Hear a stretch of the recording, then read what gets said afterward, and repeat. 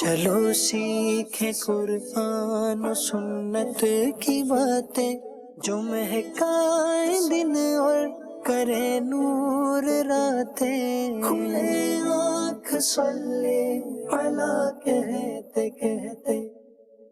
الحمدللہ رب العالمین والصلاة والسلام علی خاتم النبیین، اما بعد فاعوذ باللہ من الشیطان الرجیم، بسم اللہ الرحمن الرحیم۔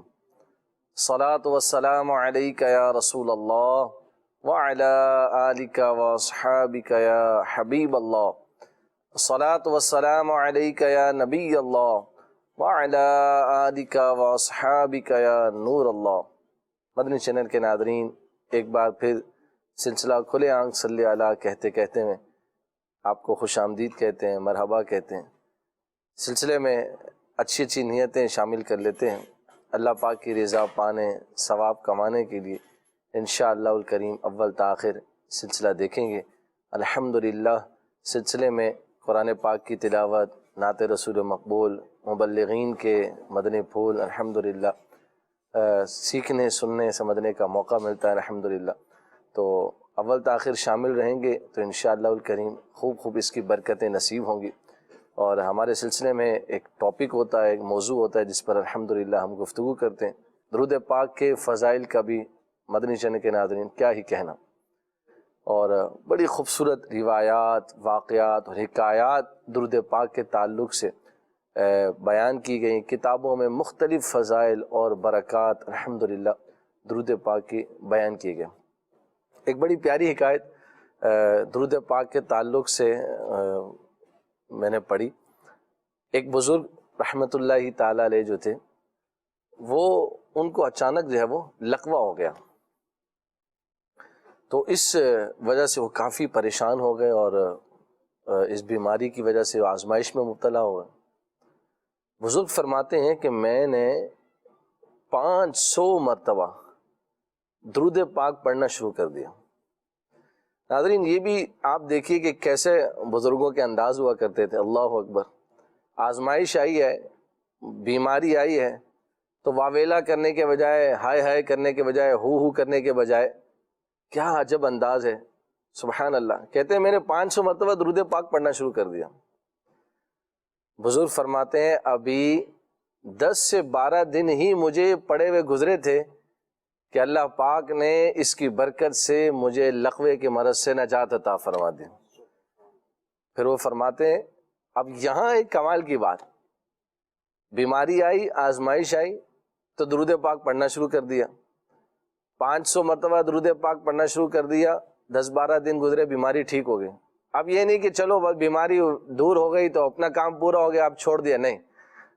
فرماتے ہیں کہ اس کے بعد میں نے درود پاک پڑھنے کو اپنا معمول بنا لیا، اپنی روٹین کا حصہ بنا لیا، اپنی عادت میں شامل کر لیا۔ مدنی چینل کے ناظرین یہ ہے کمال کی بات، یہ ہے ایک خوبصورت وصف کہ ہم جو ہے وہ چاہے خوشحالی میں ہوں یا تنگی میں ہوں، ہم بیماری میں ہوں یا راحت میں ہوں، ہم اللہ پاک کا ذکر کرتے رہیں، حبیب صلی اللہ علیہ وآلہ وسلم پر درود و سلام پڑھتے رہیں، انشاءاللہ اس کی برکتیں نصیب ہوں گی۔ آج ہمارے سلسلے کا ٹاپک بھی عادت ہے، تو زہ نصیب اگر ہم درود پاک کی عادت بنا لیں، اس کو اپنا معمول بنا لیں، تو کیا دنیاوی بیماری، کیا پریشانی، کیا آزمائش، انشاءاللہ درود پاک تو وہ عمل ہے کہ اخروی مصائب اور اخروی پریشانیاں بھی انشاءاللہ اس کی برکت سے دور ہوں گی۔ اور کسی نے بڑی پیاری بات کہی ہے نا، ہر درد کی دوا ہے صلی علی محمد، تعویذ ہر بلا ہے صلی علی محمد۔ تو درود پاک کو اپنا معمول بنائیے، اپنے روٹین کا حصہ بنائیے، اپنی عادت میں شامل کیجئے، اللہ پاک نے چاہا تو انشاءاللہ خوب اس کی برکتیں دنیا اور آخرت میں انشاءاللہ نصیب ہوں گی۔ محبت کے ساتھ درود پاک کا نذرانہ پیش کیجئے، صلو علی الحبیب صلی اللہ تعالی علی محمد وعلی آلہ وصحبہ وبارک وسلم۔ قرآن کریم فرقان حمید کی تلاوت سنتے ہیں، بڑھتے ہیں تلاوت کلام مجید کی طرف۔ اعوذ باللہ من الشیطان الرجیم، میں اللہ تعالیٰ کی پناہ میں آتا ہوں شیطان مردود سے۔ بسم اللہ الرحمن الرحیم، اللہ کے نام سے شروع جو نہایت مہربان رحم والا۔ إنه من عبادنا المؤمنين بے شک وہ ہمارے اعلیٰ درجے کے کامل الایمان بندوں میں ہیں۔ وبشرناه بإسحاق نبيا من الصالحين اور ہم نے اسے خوشخبری دی اسحاق کی کہ غیب کی خبریں بتانے والا ہمارے قرب خاص کے سزاواروں میں۔ وباركنا عليه وعلى إسحاق ومن ذريتهما محسن وظالم لنفسه مبين اور ہم نے برکت اتاری اس پر اور اسحاق پر اور ان کی اولاد میں کوئی اچھا کام کرنے والا اور کوئی اپنی جان پر صریح ظلم کرنے والا۔ وَلَقَدْ مَنَنَّا عَلَى مُوسَى وَهَارُونَ وَنَجَّيْنَاهُمَا وَقَوْمَهُمَا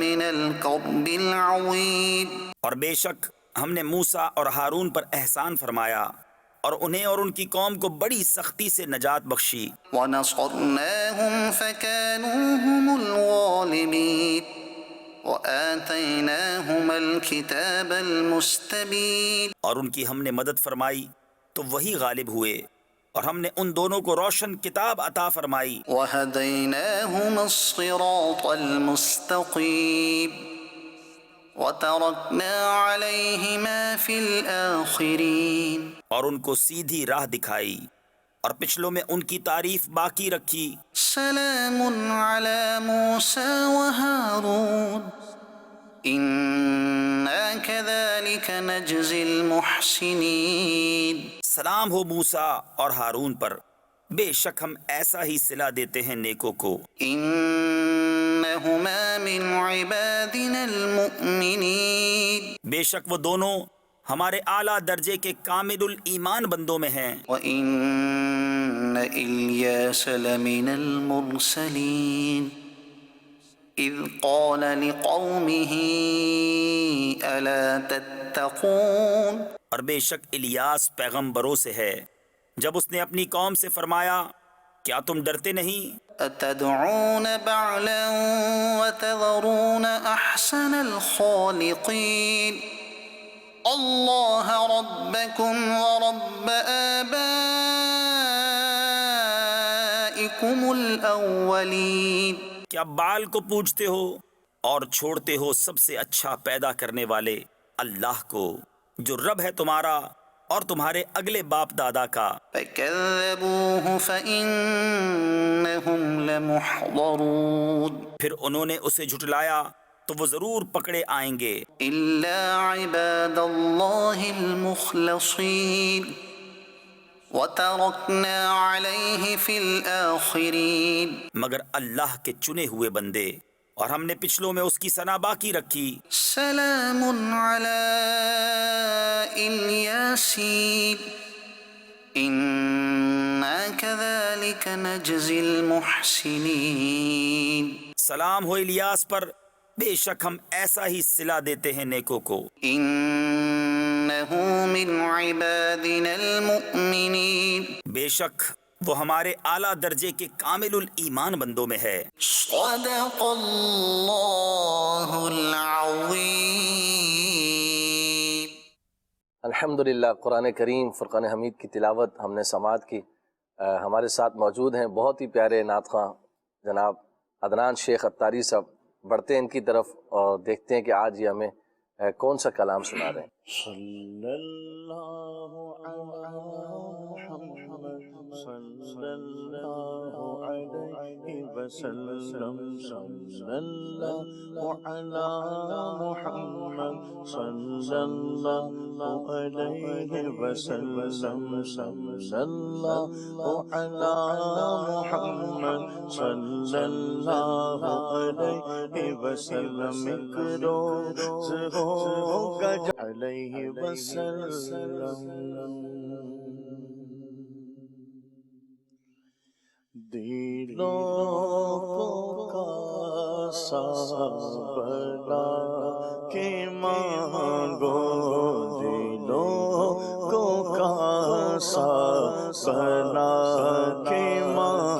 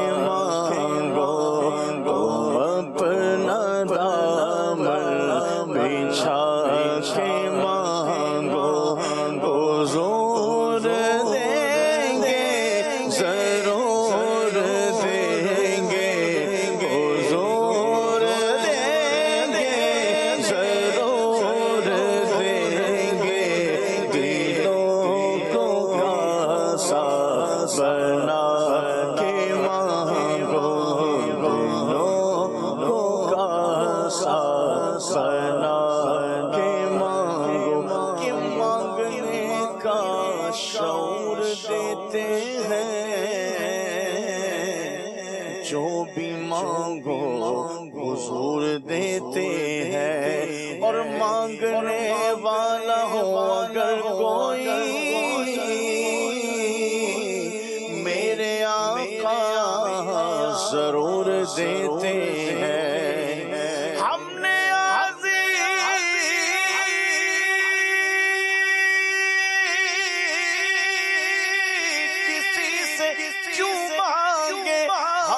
سب کچھ حضور دیتے ہیں،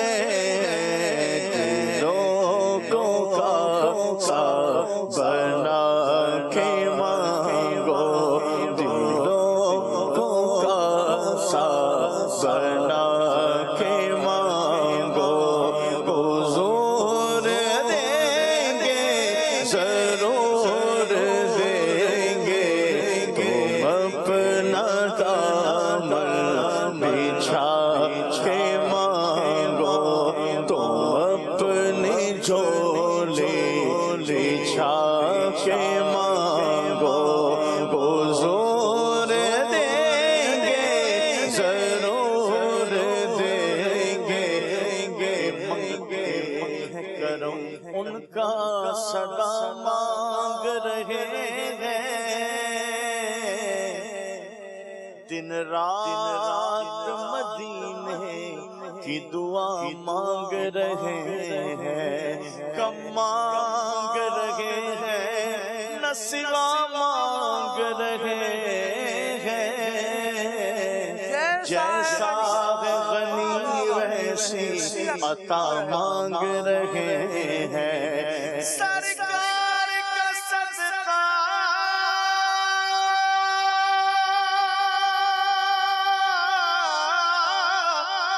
سرکار کا صدقہ، محتاج و غنی شاہ و گدا مانگ رہے ہیں، دلوں کا سا بنا کے مانگو، دلوں کا سا بنا کے مانگو، حضور دیں گے ضرور دیں گے، حضور دیں گے ضرور دیں گے، اپنا دامن بچھا کے مانگو، تو اپنا دامن بچھا کے مانگو، کہ کچھ نہیں مانگتا شاہوں سے یہ شیدا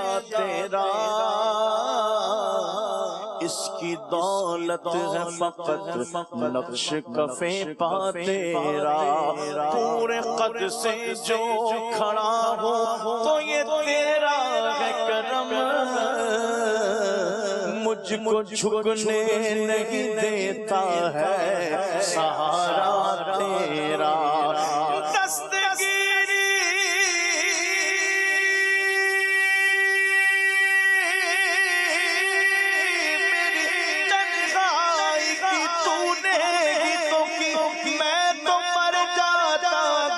ساتھ نہ ملتا تیرا، دلوں کا سا بنا کے مانگو، دلوں کا سا بنا کے مانگو، وہاں کیا جود و کرم ہے شہبت تیرا،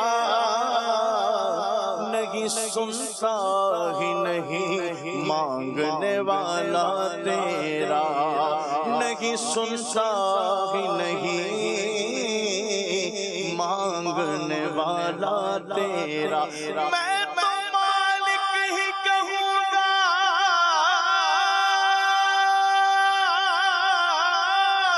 کہ وہ مالک کے کبھی یعنی محبوب و محب میں نہیں میرا تیرا، دلوں کا سا بنا کے مانگو، دلوں کا سا بنا کے مانگو،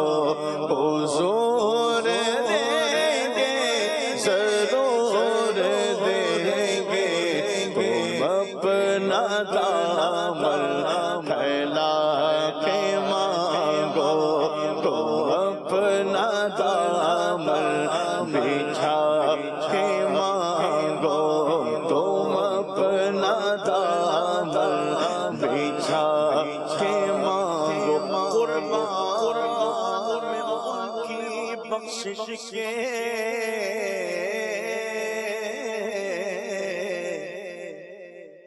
مقصد بھی زباں پر آیا نہیں، بن مانگے دیا اور اتنا دیا کہ دامن میں ہمارے سمایا نہیں۔ ایمان ملا ان کے صدقے، قرآن ملا ان کے صدقے، رمضان ملا ان کے صدقے، رحمان ملا ان کے صدقے، صدیق ملا ان کے صدقے، فاروق ملا ان کے صدقے، عثمان ملا ان کے صدقے، حیدر ملا ان کے صدقے، حسنین ملے ان کے صدقے، زہرا بھی ملی ان کے صدقے، میرا غوث ملا ان کے صدقے، ساقا بھی ملا ان کے صدقے، خواجہ بھی ملا ان کے صدقے، میرا رضا ملا ان کے صدقے، صدقار ملا ان کے صدقے۔ وہ کیا ہے جو ہم نے پایا نہیں، لوگوں کا سا سنا کے مانگو،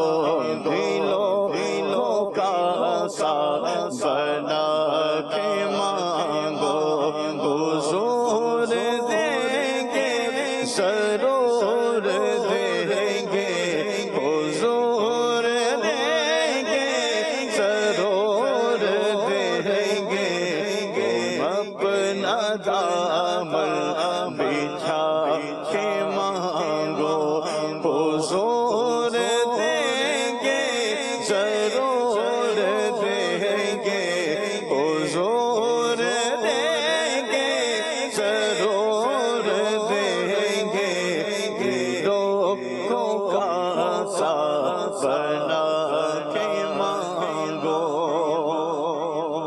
جہاں سے مولا علی نے مانگا، جہاں سے ہر ایک ولی نے مانگا، جہاں سے مولا علی نے مانگا، جہاں سے ہر ایک ولی نے مانگا، تو ملک کی چوکھٹ پہ جا کے مانگو، تو ملک کی چوکھٹ پہ جا کے مانگو، حضور دیں گے ضرور دیں گے، حضور دیں گے ضرور دیں گے، لوگوں کا سا بنا کے مانگو۔ رسول اکرم کے آستانے سے مانگنے کا اصول یہ ہے،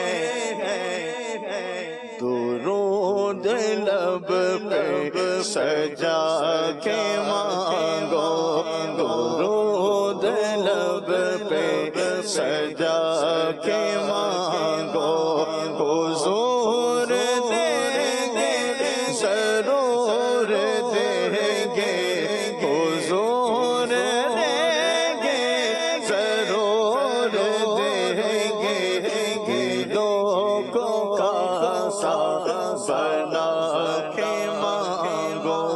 کریم داتا عظیم آقا کے در پہ کوئی کمی نہیں ہے، کریم داتا عظیم آقا کے در پہ کوئی کمی نہیں ہے،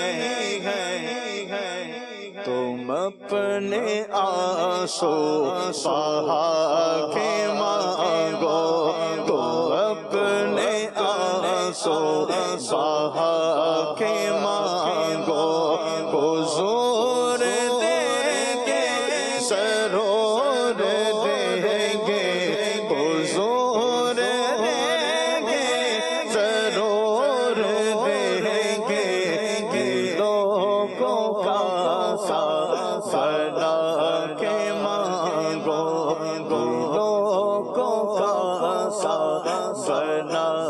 کے مانگو مجھے یہ محسوس ہو رہا ہے صدا مدینے سے آ رہی ہے مجھے محسوس ہو رہا ہے صدا مدینے سے آ رہی ہے تم اپنا دامن پھیلا کے مانگو اپنا دامن پھیلا کے مانگو حضور دیں گے سرور دیں گے حضور دیں گے سرور دیں گے لوگوں کا سا بنا کے مانگو لوگوں کا سا بنا کے مانگو حضور دیں گے ضرور دیں گے بلا حضور دیں گے ضرور دیں گے تم اپنا دامن بچھا کے مانگو تم اپنا دامن بچھا کے مانگو حضور دیں گے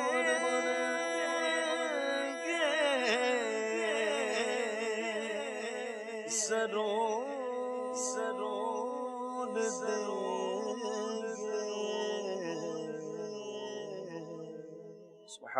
سبحان اللہ ماشاء اللہ حضور دیں گے ضرور دیں گے اللہ اکبر مانگنے والا ہونا چاہیے مدنی چینل کے ناظرین نبی پاک صلی اللہ علیہ وآلہ وسلم کا دربار گوہر بار واہ کیا جود و کرم ہے شہ بتہاں تیرا نہیں سنتا ہی نہیں مانگنے والا تیرا اللہ اکبر یہ وہ دربار ہے اللہ اکبر کون دیتا ہے دینے کو منہ چاہیے دینے والا ہے سچا ہمارا نبی پیارے آقا کریم صلی اللہ علیہ وآلہ وسلم تو عطا فرمانے والے ہیں اللہ اکبر انما انا قاسم واللہ یعطی اللہ عطا فرما رہا ہے اور حضور جان عالم صلی اللہ علیہ وآلہ وسلم تقسیم فرمانے والے ہیں مانگنے والا ہونا چاہیے لینے والا ہونا چاہیے حضور علیہ الصلوۃ والسلام جو ہے وہ ان کی عطاؤں کے دروازے کھلے ہیں مالک کونین ہے وہ پاس کچھ رکھتے نہیں دو جہاں کی نعمتیں ہیں ان کے خالی ہاتھ میں ناظرین سب کچھ تو ہے میرے آقا کے دربار میں وہ کیا ہے جو یہاں سے ملتا نہیں اللہ اکبر ہم اپنا کاسا تو پھیلائیں ہم مانگیں تو صحیح ہم حضور علیہ الصلوۃ والسلام کی بارگاہ کی طرف توجہ تو کریں مدنی چینل کے ناظرین پھر دیکھیے کیسے کرم ہوتا ہے اور کیسی عطاؤں کی بارشیں ہوتی ہیں ویسے تو ہم پر بن مانگے بھی بڑی بارشیں ہیں بڑی عطائیں ہیں حضور کی بارگاہ سے لیکن سوچیے نا اگر بن مانگے اتنی عطائیں ہیں مانگیں گے تو کیا کچھ ملے گا اللہ اکبر اور یہ تو ایسے کریم ہیں ایسے رحیم آقا ہیں جو خالی ہاتھ نہیں لوٹاتے سبحان اللہ وَأَمَّا السَّائِلَ فَلَا تَنْهَرْ کی شان اور عظمت اور یہ صحرا سجائے میرے آقا کریم صلی اللہ علیہ وآلہ وسلم کے سر پر کہ جو سائل آتا ہے سوالی آتا ہے حضور جان عالم صلی اللہ علیہ وآلہ وسلم اس کو خالی نہیں لوٹاتے اللہ اکبر اللہ ہمیں مانگنے کی توفیق عطا فرمائے ہمارے سلسلے کا ٹاپک بھی آج عادت ہے کیوں نہ آج اس عادت کو بھی ہم شامل کر لیں کہ حضور پاک صلی اللہ علیہ وآلہ وسلم کی بارگاہ میں لو لگانے کی عادت ہو جائے حضور علیہ الصلوۃ والسلام سے استغاثے کی عادت ہو جائے حضور علیہ الصلوۃ والسلام سے جو ہے نا وہ فریاد کرنے کی عادت اگر ہم اپنا لیں اللہ اکبر تو یہ بھی جو ہے وہ کیسی برکت والی عادت ہوگی اور یہ بھی دنیا اور آخرت میں ہمارے لیے ایسی جو ہے وہ عزتوں کا ذریعہ ہوگی اور حضور علیہ الصلوۃ والسلام کی توجہ بڑھ گئی حضور علیہ الصلوۃ والسلام کی نظر رحمت ہو گئی تو سمجھے کہ ہمارا بیڑا پار ہو گیا تو انشاءاللہ تبارک و تعالی اس کی بھی عادت اپنا لیں گے اور ہمارے بزرگوں کا یہ طریقہ رہا ہے کہ وہ نبی پاک علیہ الصلوۃ والسلام سے استغاثہ کیا کرتے فریاد کیا کرتے خود امیر اہل سنت دامت برکاتہم العالیہ کے ہم دیکھتے ہیں کتنے کلام ہیں جن میں نبی پاک علیہ الصلوۃ والسلام سے استغاثہ کیا گیا ہے حضور علیہ الصلوۃ والسلام کی بارگاہ میں اپنے دکھ کا فریاد کا اپنے غم کا جو ہے وہ اظہار کیا گیا ہے حضور علیہ الصلوۃ والسلام کی بارگاہ سے مدد طلب کی گئی ہے ناظرین ہم بھی کیوں نہ نبی پاک علیہ الصلوۃ والسلام کی بارگاہ میں ہم لو لگائیں اور حضور علیہ الصلوۃ والسلام کی توجہ حاصل کرنے کے لیے نبی پاک علیہ الصلوۃ والسلام سے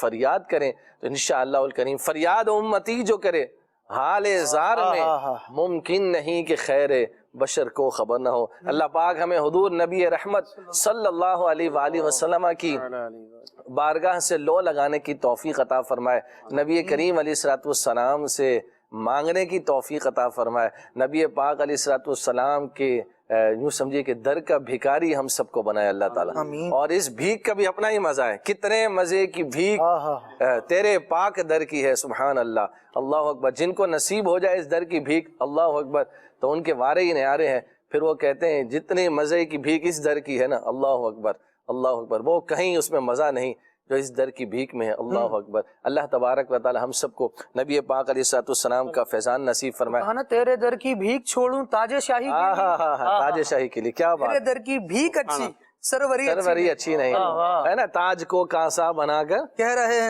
رہے ہیں تاجور، ان کے در کی بھیک اچھی سروری اچھی نہیں، اللہ اکبر۔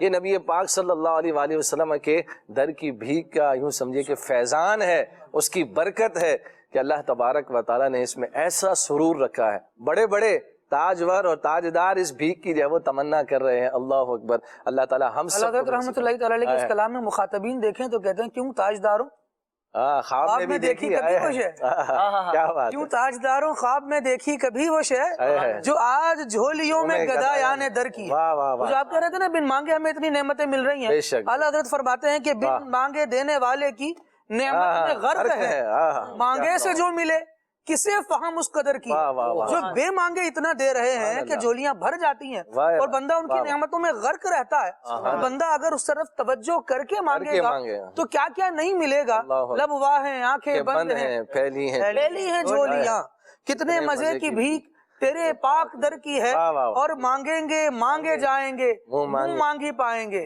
سرکار میں نہ لا ہے نہ حاجت اگر کی ہے۔ اور وہ بات بڑی پیاری اعلیٰ حضرت رحمۃ اللہ تعالی نے کہی کہ منگتا کا ہاتھ اٹھتے ہی داتا کی دین، منگتا کا ہاتھ اٹھتے ہی داتا کی دین تھی، پوری قبول و عرض میں بس ہاتھ بھر کی ہے۔ وہی بات جو عدنان بھائی کلام میں پڑھ رہے تھے کہ تم اپنا دامن پھیلا کے مانگو تو صحیح، بندہ مانگنے والا بن جائے۔ اور یہ وہ نہیں ہے کہ یہاں مانگنے سے بندے کی عزت گھٹتی ہو۔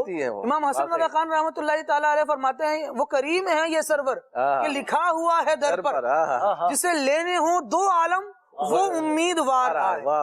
سبحان اللہ، بہت پیاری بات ہے۔ تو سلطان بنایا میرے کملی والے نے، کہ جب اپنا دربار سجایا میرے کملی والے نے، گود میں لے کر دائی غلیمہ پیارے نبی سے کہتی تھی میرا سویا بھاگ جگایا میرے کملی والے نے، اور جس پہ اپنا رنگ چڑھایا میرے کملی والے نے، داتا فرید اور خواجہ بنایا میرے کملی والے نے، دلوں کو کاسا بنا کے مانگو، دلوں کو کاسا بنا کے مانگو، حضور دیں گے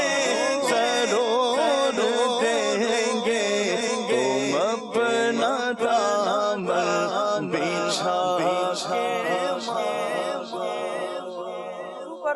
دو اشعار اور ایک حسن رضا خان رحمۃ اللہ تعالی علیہ کا اور ایک سرکار اعلیٰ حضرت رحمۃ اللہ تعالی علیہ کہ یہ مانگنا دراصل کیا ہے اس پر۔ تو ایک تو وہ شعر میں پڑھ رہا تھا کہ وہ کریم ہے یہ سرور کے لکھا ہوا ہے در پر، جسے لینے ہوں دو عالم وہ امیدوار آئے۔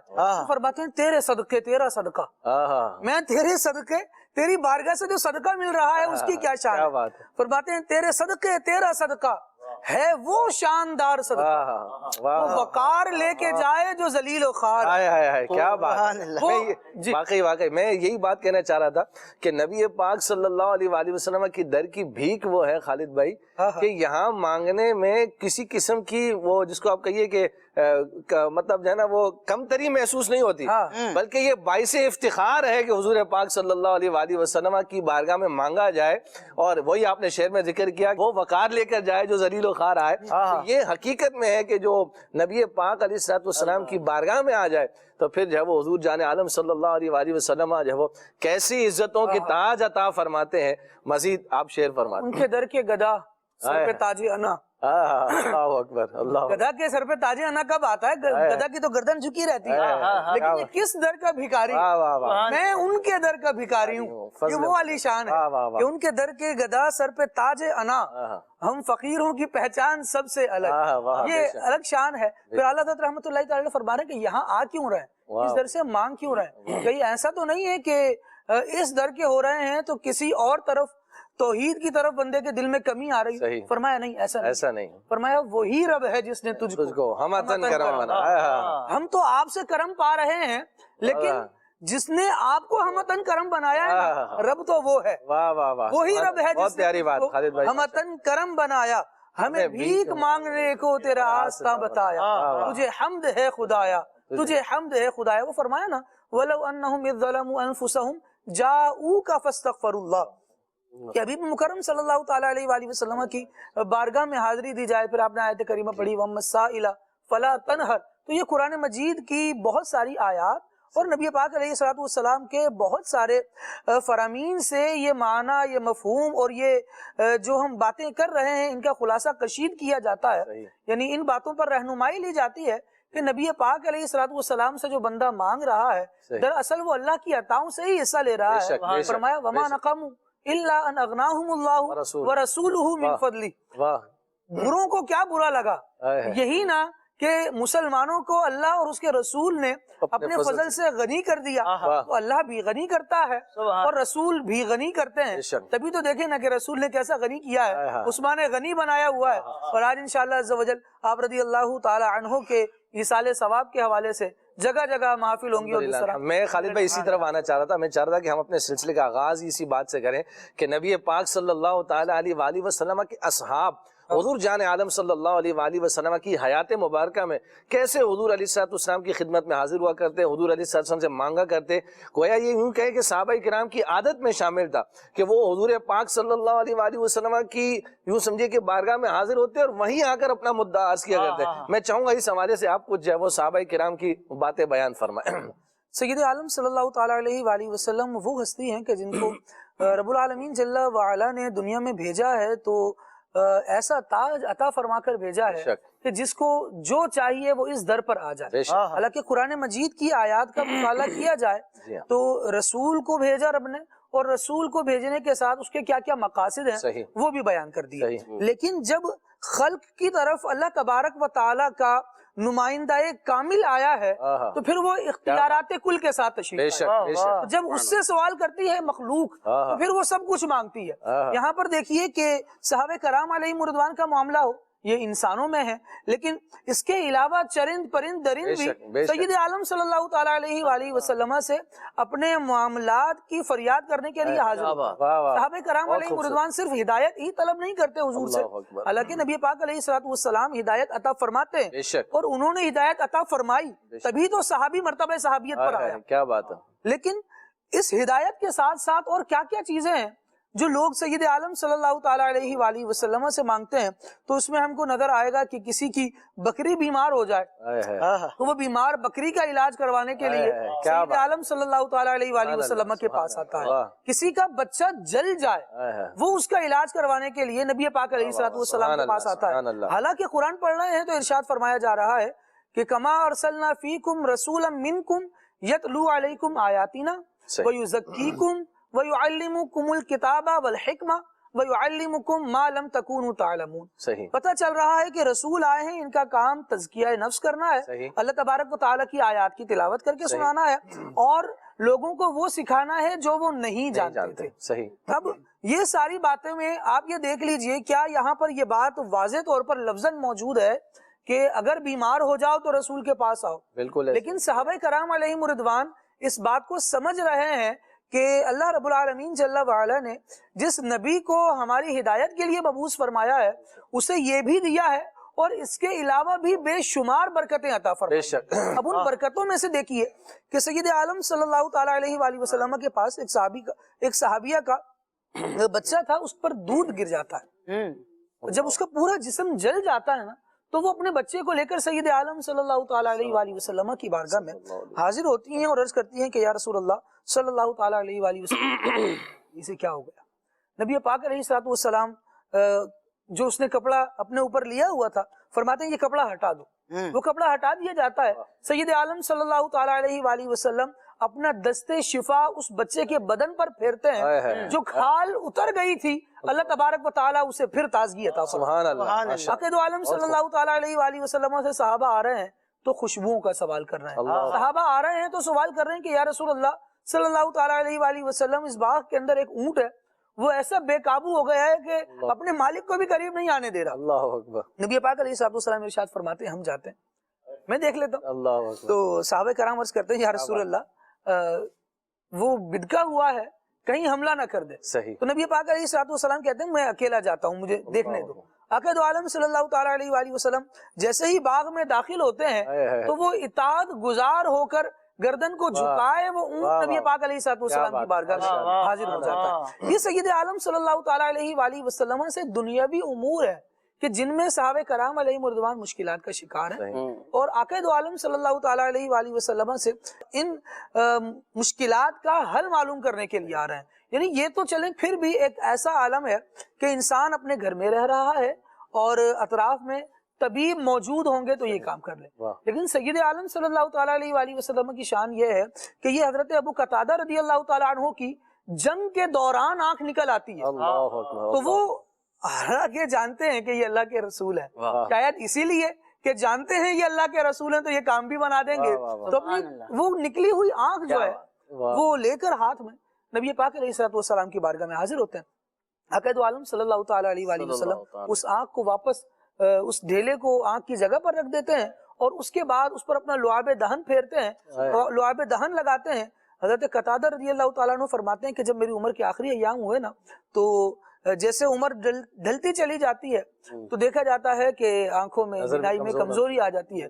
حضرت قتادہ رضی اللہ تعالیٰ عنہ کہتے ہیں جس آنکھ میں نبی پاک علیہ الصلوۃ والسلام کا لعاب دہن لگا تھا نا اس آنکھ میں میری کمزوری نہیں ہوئی، اس میں بینائی کم نہیں ہوئی، وہ بڑھتی چلی گئی اور وہ اچھی حالت میں رہی۔ ایسا ہی عقید عالم صلی اللہ تعالیٰ علیہ وآلہ وسلم مولا علی رضی اللہ تعالیٰ عنہ کی آنکھ میں خیبر کے دن لعاب، عقید عالم صلی اللہ تعالیٰ علیہ وآلہ وسلم کے یہ معاملات دیکھیے حیران ہو جاتا ہے بندہ۔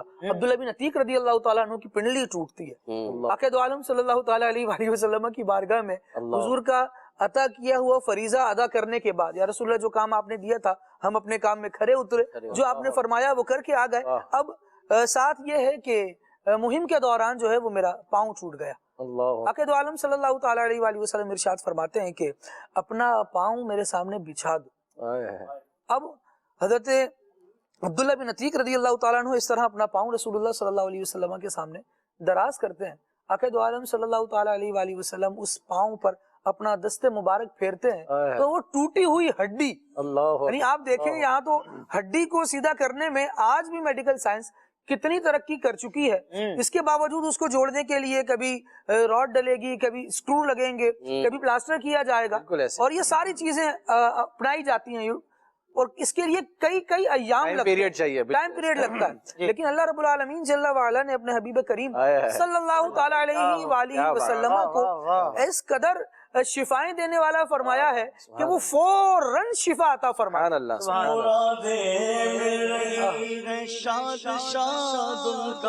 سوالی ہے لبوں پر التجا ہے، ہاتھ میں روزے کی جالی ہے، تیری صورت تیری سیرت زمانے سے نرالی ہے، تیری ہر ادا پیارے دلیل بے مثالی ہے، وہ ہے اللہ والے جو کہے والی تجھے اپنا، کہ تو اللہ والا ہے تیرا اللہ والی ہے۔ نکالا کب کسی کو بزم فیض عام سے تم نے، نکالی ہے تو آنے والوں کی حسرت نکالی ہے۔ منگتا ہے تو منگتا، منگتا تو ہے منگتا، کوئی شاہوں میں دکھا دے جس کو میری سرکار سے ٹکڑا نہ ملا ہو۔ دلوں کا سا بنا کے مانگو، دلوں کا سا بنا کے مانگو، حضور دیں گے ضرور دیں گے، حضور دیں گے ضرور دیں گے۔ تم اپنا دامن بچھا کے مانگو، تم اپنا دامن بچھا کے مانگو، حضور دیں گے ضرور دیں گے۔ میں اس میں عرض کروں گا کہ خالد بھائی نے اس طرح کے کئی احادیث مبارکہ یعنی صحابہ کرام کے واقعات ہمارے سامنے بیان کیے۔ آتا ہے کہ یار یہ تو اس دور میں حضور صلی اللہ علیہ وسلم کرم فرما تھے، صحابہ کرام کو نواز رہے تھے۔ مجھے یاد ہے کہ ابھی 2022 میں دسمبر میں مدینہ منورہ حاضری ہوئی تھی اس وقت، تو جب میں وہاں موجود تھا تو ایک صاحب نے مجھے واقعہ سنایا۔ انہوں نے کہا کہ جس گیٹ کے پاس ابھی آپ بیٹھے ہیں باہر جو صحن ہے اس کے ساتھ گیٹ نمبر 369 تھا، جو بھی نمبرنگ ہے اس کے مطابق، تو انہوں نے کہا کہ اس گیٹ پر نا ایک واقعہ ہوا تھا، میں آپ کو بتاتا ہوں۔ اچھا وہ واقعہ ہوا بھی کچھ عرصہ پہلے ہی تھا۔ انہوں نے مجھے بتایا کہ وہ جو واقعہ بتا رہے تھے وہ عاشق رسول ہند سے تعلق رکھتے تھے، تو انہوں نے مجھے کہا کہ یہاں پر ہوا یہ کہ ایک سید صاحب آئے تھے، اچھا انہوں نے پیارے آقا علیہ الصلوۃ والسلام کے مواجہ شریف پہ حاضری کے لیے، تو وہ حاضر ہوئے نا تو اتفاق سے بس اس دوران آتے جاتے ان کی جیب جو ہے نا وہ اس سے پیسے نکل گئے۔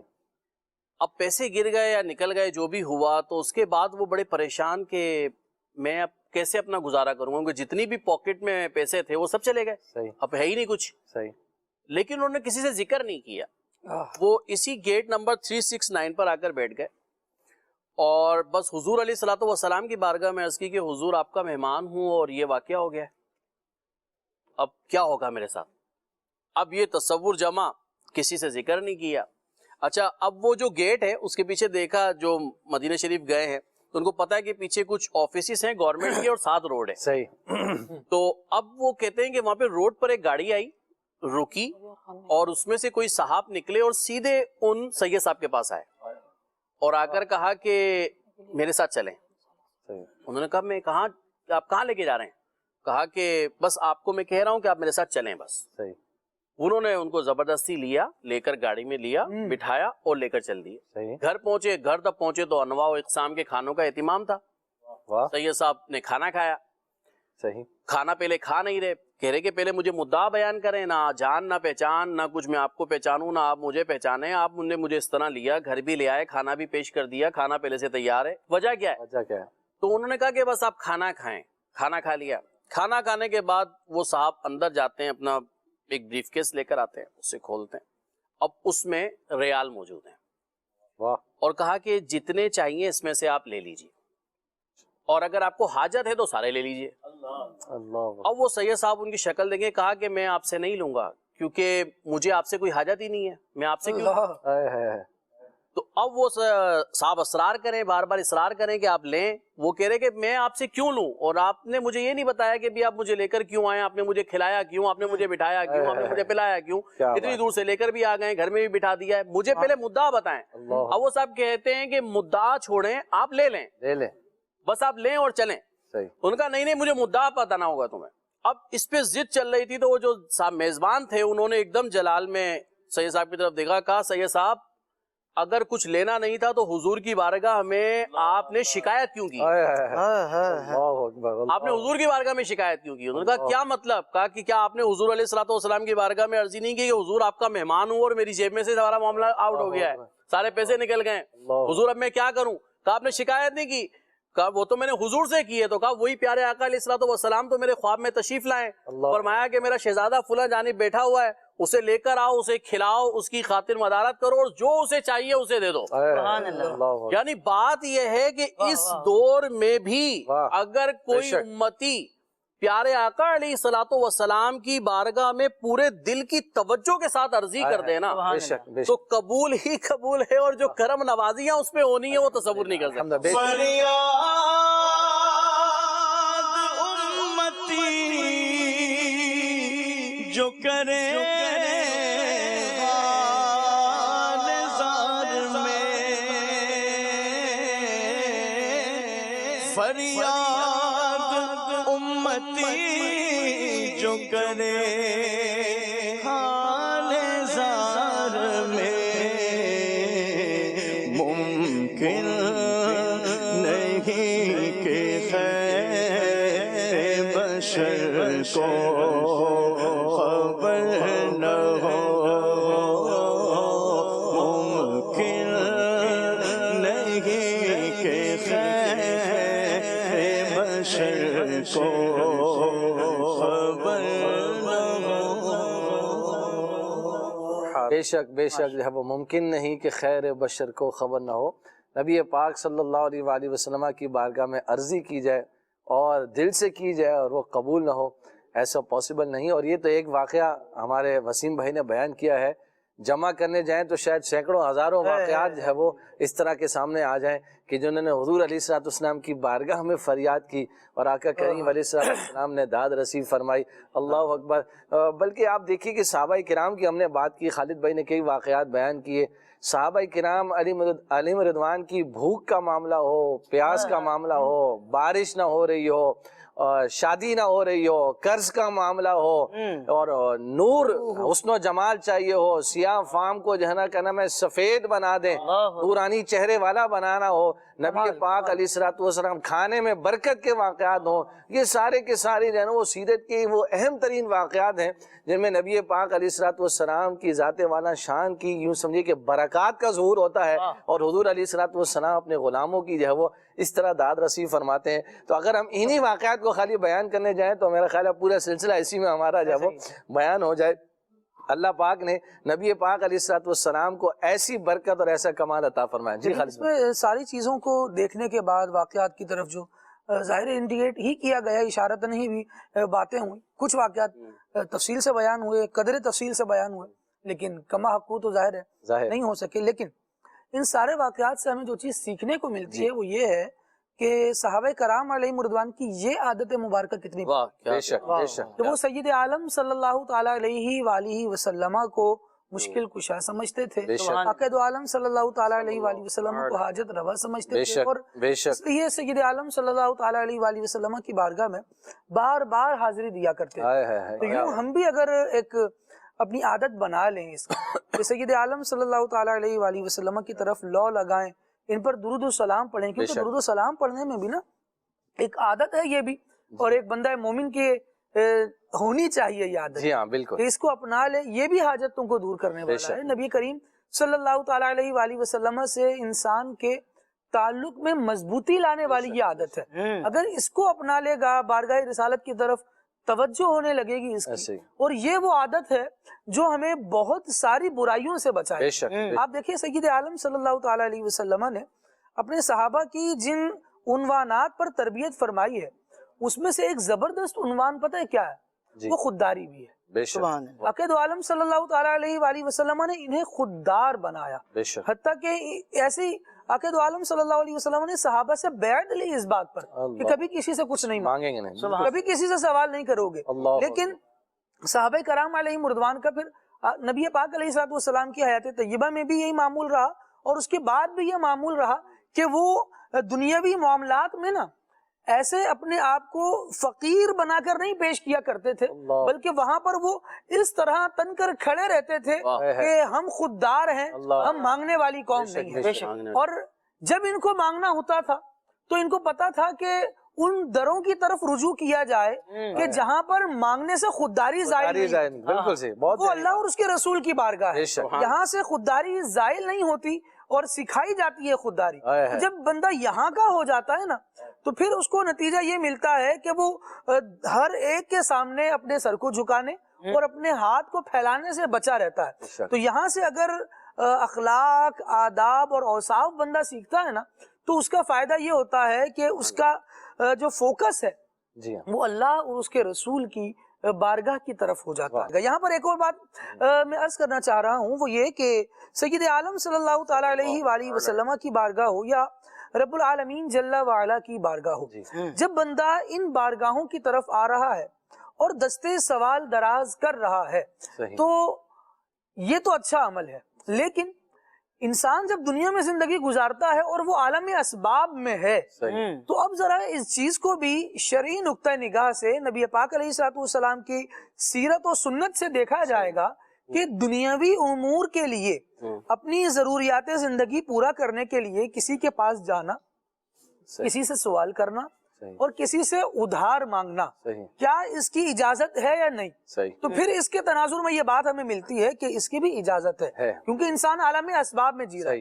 یہ بات میں اس لیے بھی مدنی چینل کے ناظرین یہاں پر اس موضوع کے ساتھ پیرالل عرض کر رہا ہوں کہ کہیں یہ مسکنسیپشن نہ ہو جائے، کہیں یہ غلط فہمی نہ ہو جائے کہ دنیاوی معاملات کے لیے یہ سارے اسباب اختیار کرنے کی طرف منع کیا جا رہا ہے، ایسا نہیں ہے، لیکن یہ ضرور تعلیم دی جا رہی ہے کہ آپ یہ دیکھ لیں کہ آپ کی خودداری کہاں متاثر ہو رہی ہے۔ جہاں خودداری متاثر ہو رہی ہو تو پھر وہاں احتیاط لازم ہے، اور جہاں شریعت کی طرف سے، نبی پاک علیہ الصلوۃ والسلام کی تعلیمات کی طرف سے لوگوں سے سوال کرنے کی اجازت ہے تو وہاں پر روکنے والے ہم کوئی نہیں ہوتے جب اجازت رسول اللہ صلی اللہ علیہ وسلم کی شریعت دے رہی ہے۔ بہت پیاری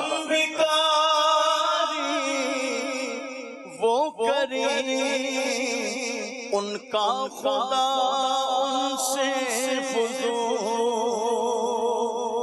ہم بھکاری وہ کریم ان کا خدا ان سے فضول، اور نہ کہنا نہیں عادت رسول اللہ کی، اور نہ کہنا نہیں عادت رسول اللہ کی۔ ماشاءاللہ، بہت پیاری بات ہمارے خالد بھائی نے بیان فرمائی کہ نبی پاک صلی اللہ علیہ وآلہ وسلم کی بارگاہ میں مانگنا یہ خودداری کے خلاف نہیں ہے۔ اللہ اکبر، یہ ایک بڑی پوائنٹ والی بات ہے جس کو سمجھنے کی حاجت ہے کہ نبی پاک علیہ الصلوۃ والسلام کی بارگاہ میں مانگنا یہ تو عزت اور وقار کا سبب ہے، اور یہ تو عزتوں کو بڑھانے والا عمل ہے۔ اللہ تبارک و تعالی ہمیں نبی پاک علیہ الصلوۃ والسلام کی بارگاہ میں رجوع کرنے کی توفیق عطا فرمائے، حضور علیہ الصلوۃ والسلام کی بارگاہ میں لو لگانے کی توفیق عطا فرمائے۔ مزید اپنے ٹاپک کی طرف بڑھتے ہیں۔ میں چاہوں گا ہمارے عمر فیاض بھائی، ہمارا ٹاپک ہے آج عادت، تو میں چاہوں گا کہ کچھ اس عادت کا، اور ایک لفظ استعمال ہوتا ہے فطرت، نیچر، میں چاہوں گا کہ اس کا کچھ فرق جو ہے آپ بیان فرمائیں کہ عادت کیا ہوتی ہے، فطرت کیا ہوتی ہے، کچھ اس بارے میں بیان کیجیے۔ بسم اللہ الرحمن الرحیم۔ عادتیں انسان کا پتہ بتاتی ہیں۔ صحیح۔ اگر انسان کی عادتیں اچھی ہوتی ہیں، اس کی فطرت اچھی ہوتی ہے تو ہم اس انسان کو اچھا کہتے ہیں۔ صحیح۔ اور جس انسان کی عادتیں اچھی نہیں ہوتی ہیں تو ہم اس آدمی کو اچھا نہیں کہہ رہے ہوتے کہ یار اس کی عادتیں اچھی نہیں ہیں، یہ اس کا مطلب ہے کہ اچھا انسان جو ہے وہ نہیں ہے۔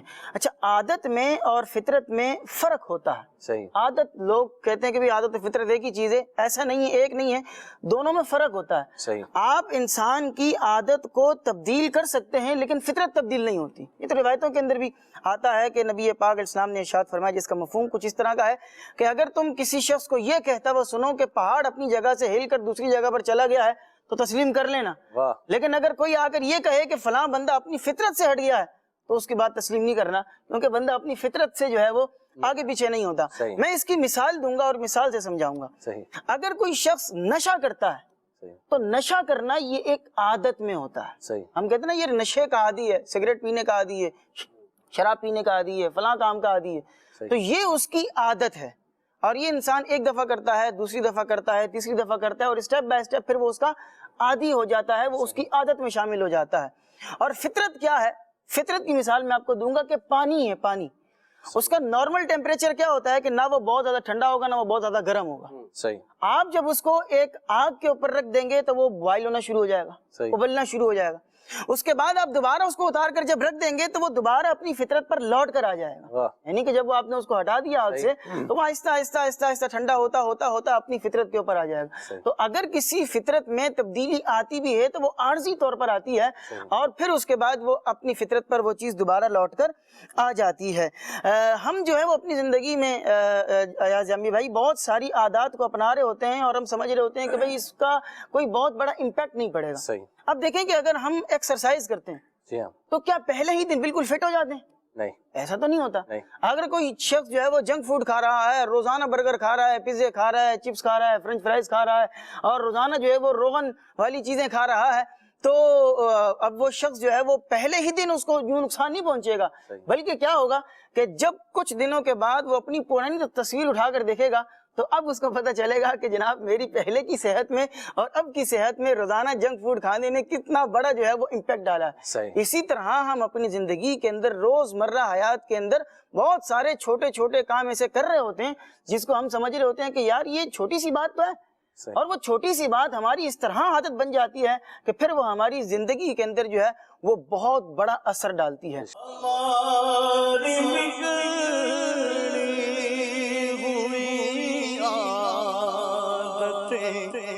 نکل جائے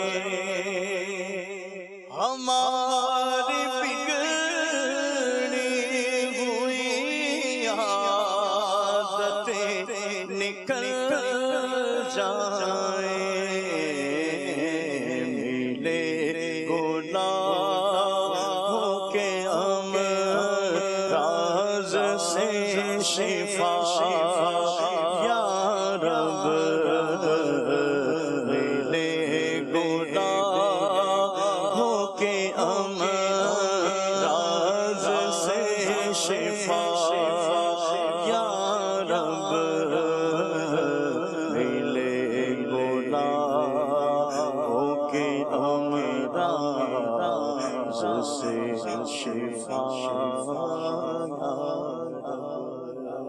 سبحان اللہ۔ بہت پیاری بات ہمارے عمر بھائی نے بیان کی۔ مدنی چینل کے ناظرین، جس طرح سٹیپ بائی سٹیپ ہم عادتیں اختیار کرتے ہیں نا، ان کے عادی بن جاتے ہیں، اسی طرح ہم سٹیپ بائی سٹیپ ہی ان عادتوں کو ختم کر سکتے ہیں۔ اگر ہم ایک ساتھ جو ہے وہ ان عادتوں کو ختم کرنے جائیں گے تو شاید چند دن کے بعد ہم جو ہے وہ اسی مقام پر کھڑے ہوئے ہوں گے۔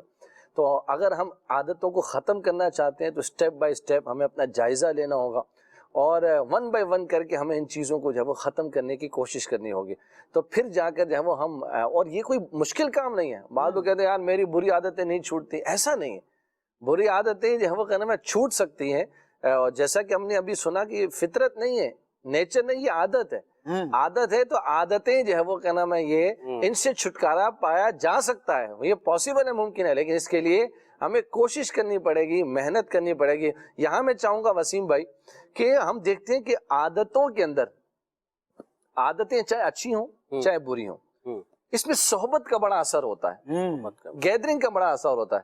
میں چاہوں گا آپ اس کی اہمیت کو آپ کس طرح دیکھتے ہیں کہ اچھی عادتیں اڈاپٹ کرنا ہو یا بری عادتیں ہوں، ان میں صحبت کو آپ کس طرح دیکھتے ہیں کہ صحبت کتنا معنی رکھتی ہے؟ جی ہاں، صحبت تو ایاز بھائی اس میں بہت بڑا کردار ادا کرتی ہے، اور حقیقت یہی ہے کہ عادتیں جو ہے نا یہ عموماً اس بات کا پتہ دے رہی ہوتی ہیں کہ اس متعلقہ فرد کا لنک کہاں پر ہے، اور اس کو میں ایک مختصر سی حکایت کے ذریعے سمجھانا چاہوں گا کہ حکایت بڑی مشہور ہے اور کئی دفعہ ہمارے ہو سکتا ہے مبلغین نے بیان بھی کی ہو کہ ایک بادشاہ جو ہے اس کے پاس ایک شخص آتا ہے، وہ کہتا ہے کہ جناب مجھے یہ صلاحیت حاصل ہے کہ میں لوگوں کے معاملات کو دیکھ کر جانچ کر بتا دیتا ہوں کہ یہ اس کی حقیقت کیا ہے اور کیا معاملات ہیں، میں ذہین بہت ہوں، ذہانت ہے میرے پاس۔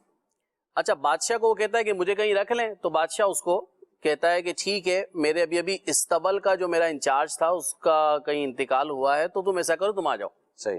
استبل کہتے ہیں جہاں پہ گھوڑے باندھے جاتے ہیں. صحیح. اب وہاں پر وہ آ جاتا ہے اور کچھ دنوں تک وہاں کے سارے معاملات کو مینیج کرتا ہے, مینیجر بن جاتا ہے, سارے معاملات کو ڈیل کر رہا ہوتا ہے. کچھ دنوں بعد بادشاہ کا وہاں پہ آنا ہوتا ہے اور بادشاہ آ کر اس سے پوچھتا ہے کہ بھئی نظام کیسا چل رہا ہے. وہ کہتا ہے نظام اچھا چل رہا ہے بادشاہ. صحیح. اچھا تو اچھا اس گھوڑے کا بتاؤ, کیونکہ تمہیں تو پتا ہے کہ ہمارا سب سے چہیتا گھوڑا ہے اور سب سے پیارا, سب سے ہمارا دل عزیز گھوڑا یہی ہے جس پر ہم بہت انویسٹمنٹ کرتے ہیں, اس کا بتاؤ. کہتا بادشاہ سلامت اس کا نہ پوچھیں رہنے دیں. تو بادشاہ کہتا ہے کیا مطلب اس کا نہ پوچھیں, بتائیں اس کے بارے میں کیا ہے. تو کہتا بادشاہ سلامت جان کی امان پاؤں تو میں کچھ بتا دوں. کہا ہاں بتائیں. کہ بادشاہ سلامت جس کو آپ بہت اچھی نسل کا گھوڑا سمجھ رہے ہیں نا, یہ گھوڑا ہے ہی نہیں, یہ گھوڑے کی نسل میں سے ہی نہیں ہے. اللہ. اب بادشاہ کنفیوز ہو رہا, آپ کا دماغ خراب ہے, میں فلاں ملک سے میں گیا تھا, وہاں پہ میں نے اتنا مہنگا یہ گھوڑا خریدا اور آپ کہہ رہے ہو کہ یہ گھوڑا اچھا نہیں ہے. وہ کہتا ہے نہیں بادشاہ سلامت یہ گھوڑے کی نسل میں سے بھی نہیں ہے, آپ اس کے بارے میں معلومات کریں. بادشاہ بہرحال معلومات کرتا ہے تو پتہ چلتا ہے کہ جناب یہ تو اصل گھوڑے کی نسل میں سے نہیں ہے, گھوڑا ٹائپ جانور ایسے خچر وغیرہ ہوتے ہیں. تو کہیے اس طرح کا ہے. بادشاہ کہتا ہے کہ میں تو اس کو بڑا عمدہ نسل کا گھوڑا سمجھ رہا تھا, تمہیں کیسے پتا چلا. وہ کہتا ہے بادشاہ سلامت بات دراصل یہ ہے کہ میں تب یہاں پہ رہا اور میں نے اس کو دیکھا تو میں نے اس کو کھاتے ہوئے جائزہ لیا اس کا. عموماً جو نسلی گھوڑے ہوتے ہیں نا وہ چارہ منہ میں لے کر تھوڑا سا منہ اوپر کر کے سینہ تان کے کھاتے ہیں. صحیح. اور اس کو میں نے دیکھا کہ یہ بس چارے کے اندر منہ ڈال کے نیچے جھک کے کھاتا ہی جا رہا ہے, کھاتا ہی جا رہا ہے, کھاتا ہی جا رہا ہے. تو اس کی عادت نے بتایا کہ یہ نسلی گھوڑا نہیں ہے, اگر یہ نسلی ہوتا تو سینہ تان کے اور منہ اوپر کر کے کھاتا. بادشاہ بڑا اس کی کوالٹی سے متاثر ہوتا ہے, متاثر ہوا, کہتا ہے کہ یار یہ تم جانوروں میں کیا کر رہے ہو, تم ایسا کرو اندر آؤ. اب وہ اندر آ جاتا ہے. کہاں ڈیوٹی ہے, کہا کہ بھئی ملکہ کے ارد گرد سالہ انتظامات کو دیکھو گے. اب وہ ملکہ کے ارد گرد معاملات کو دیکھتا ہے. اب دیکھتا رہے گا, کچھ دنوں تک گزرتے ہیں تو پھر بادشاہ سلامت آتے ہیں, ہاں بھئی کیسا نظام چل رہا ہے. بادشاہ سب صحیح چل رہا ہے, اچھا چل رہا ہے, سارے معاملات اچھے ہیں. تو بادشاہ اتفاق سے سوال کر بیٹھتا ہے کہ ہماری ملکہ کے بارے میں تمہارا کیا خیال ہے. تو اس نے کہا کہ ملکہ, بادشاہ سلامت صحیح ہے سارے معاملات. کہا نہیں ملکہ کے بارے میں کچھ بتائیں.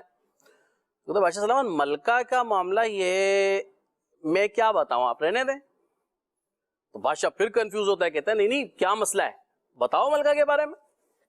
تو کہتا ہے بادشاہ سلامت عموماً جو بادشاہوں کی شادیاں ہوتی تھی نا وہ عموماً شہزادے ہوتے تھے تو شہزادیوں سے ہی ہوتی تھی. صحیح.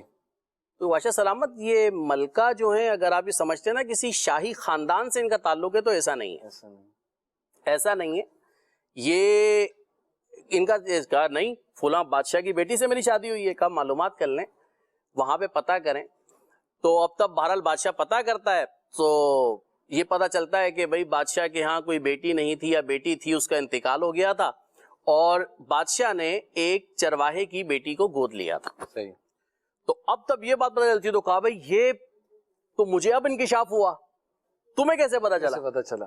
اس نے کہا بادشاہ سلامت بات دراصل یہ ہے کہ ملکہ کو جب بھی غصہ آتا ہے نا تو یہ لکڑی اٹھاتی ہیں اور سب کی پٹائی لگانا شروع کر دیتی ہیں خادموں کی. تو میں نے یہ کہا کہ بادشاہوں کا مزاج یہ نہیں ہوتا, ان کو اگر کسی سے ناراضگی بھی ہوتی ہے نا وہ کہتے ہیں ہماری نظروں سے دور ہو جاؤ, ہمارے پاس سے چلے جاؤ, ہمیں اپنی شکل نہیں دکھانا. زیادہ سے زیادہ اتنا ناگواری کا اظہار کرتے ہیں اور اپنے سے دور کر دیتے ہیں. لیکن ملکہ تو ڈنڈی لے کر مارتی ہیں سب کو. تو میں سمجھ گیا کہ ڈنڈی لے کر مارنے والا معاملہ ہے نا یہ کوئی بادشاہ کی بیٹی نہیں کر سکتی, یہ کوئی چرواہے کی بیٹی کر سکتی, کیونکہ چرواہا بکریوں کو پیچھے سے ہانکتا رہتا ہے.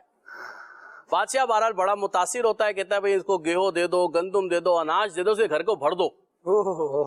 بھر دیا گیا. اچھا پہلے کارنامہ انجام دیا, اس کو بھی بادشاہ نے بڑا نوازا اسی طرح, بھئی دو اس کو اناج کھانا پینا پورا کرو اس کا. صحیح. اب بادشاہ کہتا ہے ایسا کرو تم وہاں سے اٹھو اور ہمارے پاس آ جاؤ. صحیح. اب وہ بادشاہ کے پاس آ جاتا ہے.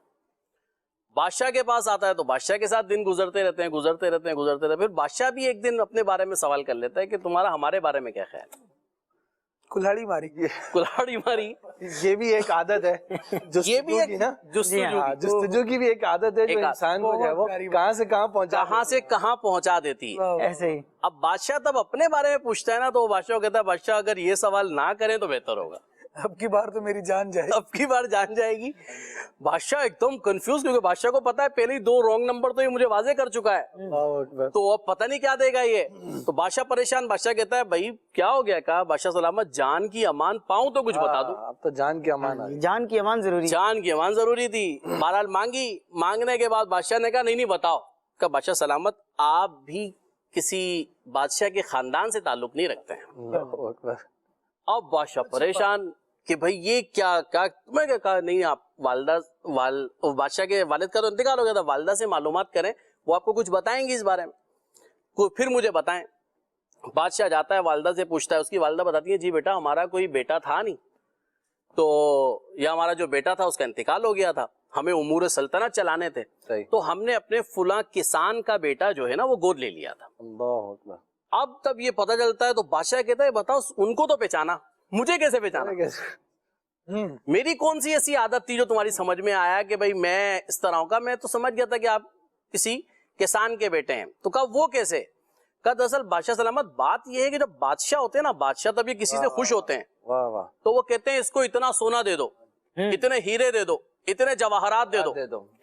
آپ 2 مرتبہ خوش ہوئے اور آپ نے ہر دفعہ کہا گندم دے دو, دانا دے دو, اناج دے دو, تو میں سمجھ گیا گندم دانا اناج نوازنے والی جو کوالٹی ہے نا وہ بادشاہ کی نہیں ہو سکتی, وہ کسان تو ظاہر اس طرح دیں گے, ظاہر ان کا ہے ہی سرمایہ یہ. تو کہا بھائی یہ بات تھی.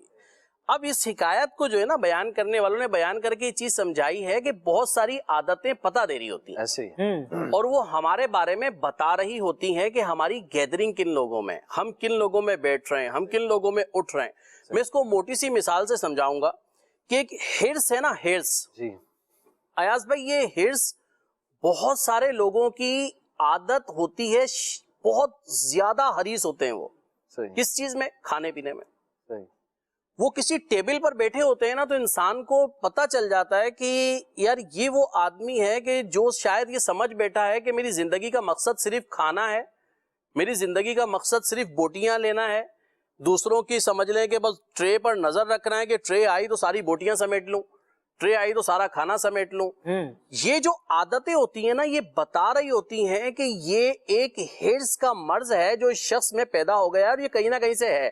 اس کو موٹی سی مثال سے میں سمجھاؤں گا. ہم شادیوں میں جاتے ہیں, بعض بچوں کو ہم دیکھتے ہیں کہ وہ ایک دم سے آئے, یعنی جیسے ہی وہ کھانا اٹھا نا ڈن ڈن ڈن برتن بجنا شروع ہوئے, تو بعض گھرانوں کے بچے تو ایسے ہوتے ہیں کہ وہ بعض اوقات ایک آپ کی ادھر بغل سے نکلے گا, ایک آپ کی ٹانگوں کے بیچ میں سے نکلے گا, ٹھیک ہے.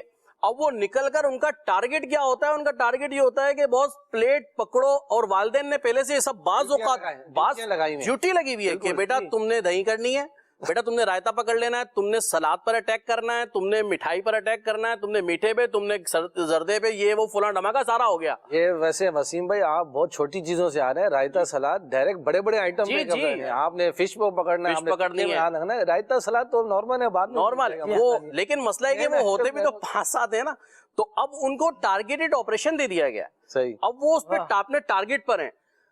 کیا یہ کیفیت پیدا کر کے ہم اپنے بچوں کے اندر ہرس کی عادت پیدا نہیں کر رہے؟ کیا یہ عادت پیدا کر کے ہم اپنے بچوں کو یہ تو نہیں سکھا رہے کہ بیٹا کسی کو کھانے کو ملے نہ ملے, کسی کو کوئی چیز ملے نہ ملے, تمہیں ضرور ملنی چاہیے. مطلب تم کسی کے لیے اپنی, جسے کہتے ہیں نا کہ میں خود پیش کر دوں, میں کسی کے لیے اثار کروں, اثار کا جذبہ نہیں پیدا کرنا اپنے اندر. بس یہ جذبہ پیدا کر لو کہ بھائی بعد میں ملے گا نہیں ملے گا پتہ نہیں ہے. اور بعض اوقات تو کیفیت دیکھ کے ایسا لگ رہا ہوتا ہے کہ شاید 2 دن سے والدین نے کچھ دیا نہیں ہے ان کو, انہوں نے پہلے سے تیار رکھا تھا کہ بھائی صحیح ہے آگے جاؤ.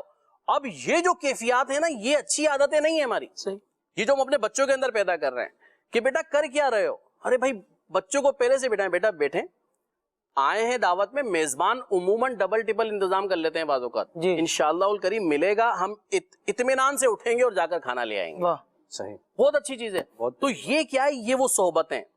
اچھا یہی صحبتیں اب اگر کھانے میں ہرس کو لے لیں کسی کے ساتھ, یہ جو عموماً ہمارے یہاں لوگ نشے میں پڑ جاتے ہیں وہ یہی وجہ ہوتی, صحبت غلط اپنائی, غلط لوگوں کے ساتھ بیٹھے, نشے میں پڑ گئے. تو یہ صحبت بہت مؤثر ہوتی ہے اور شخصیت پر بہت اثر انداز ہوتی ہے. ایسا ہی. تو انسان کو ہمیشہ یہ دیکھنا چاہیے کہ اچھی عادات کون سی ہیں, خوبصورت عادات کون سی ہیں؟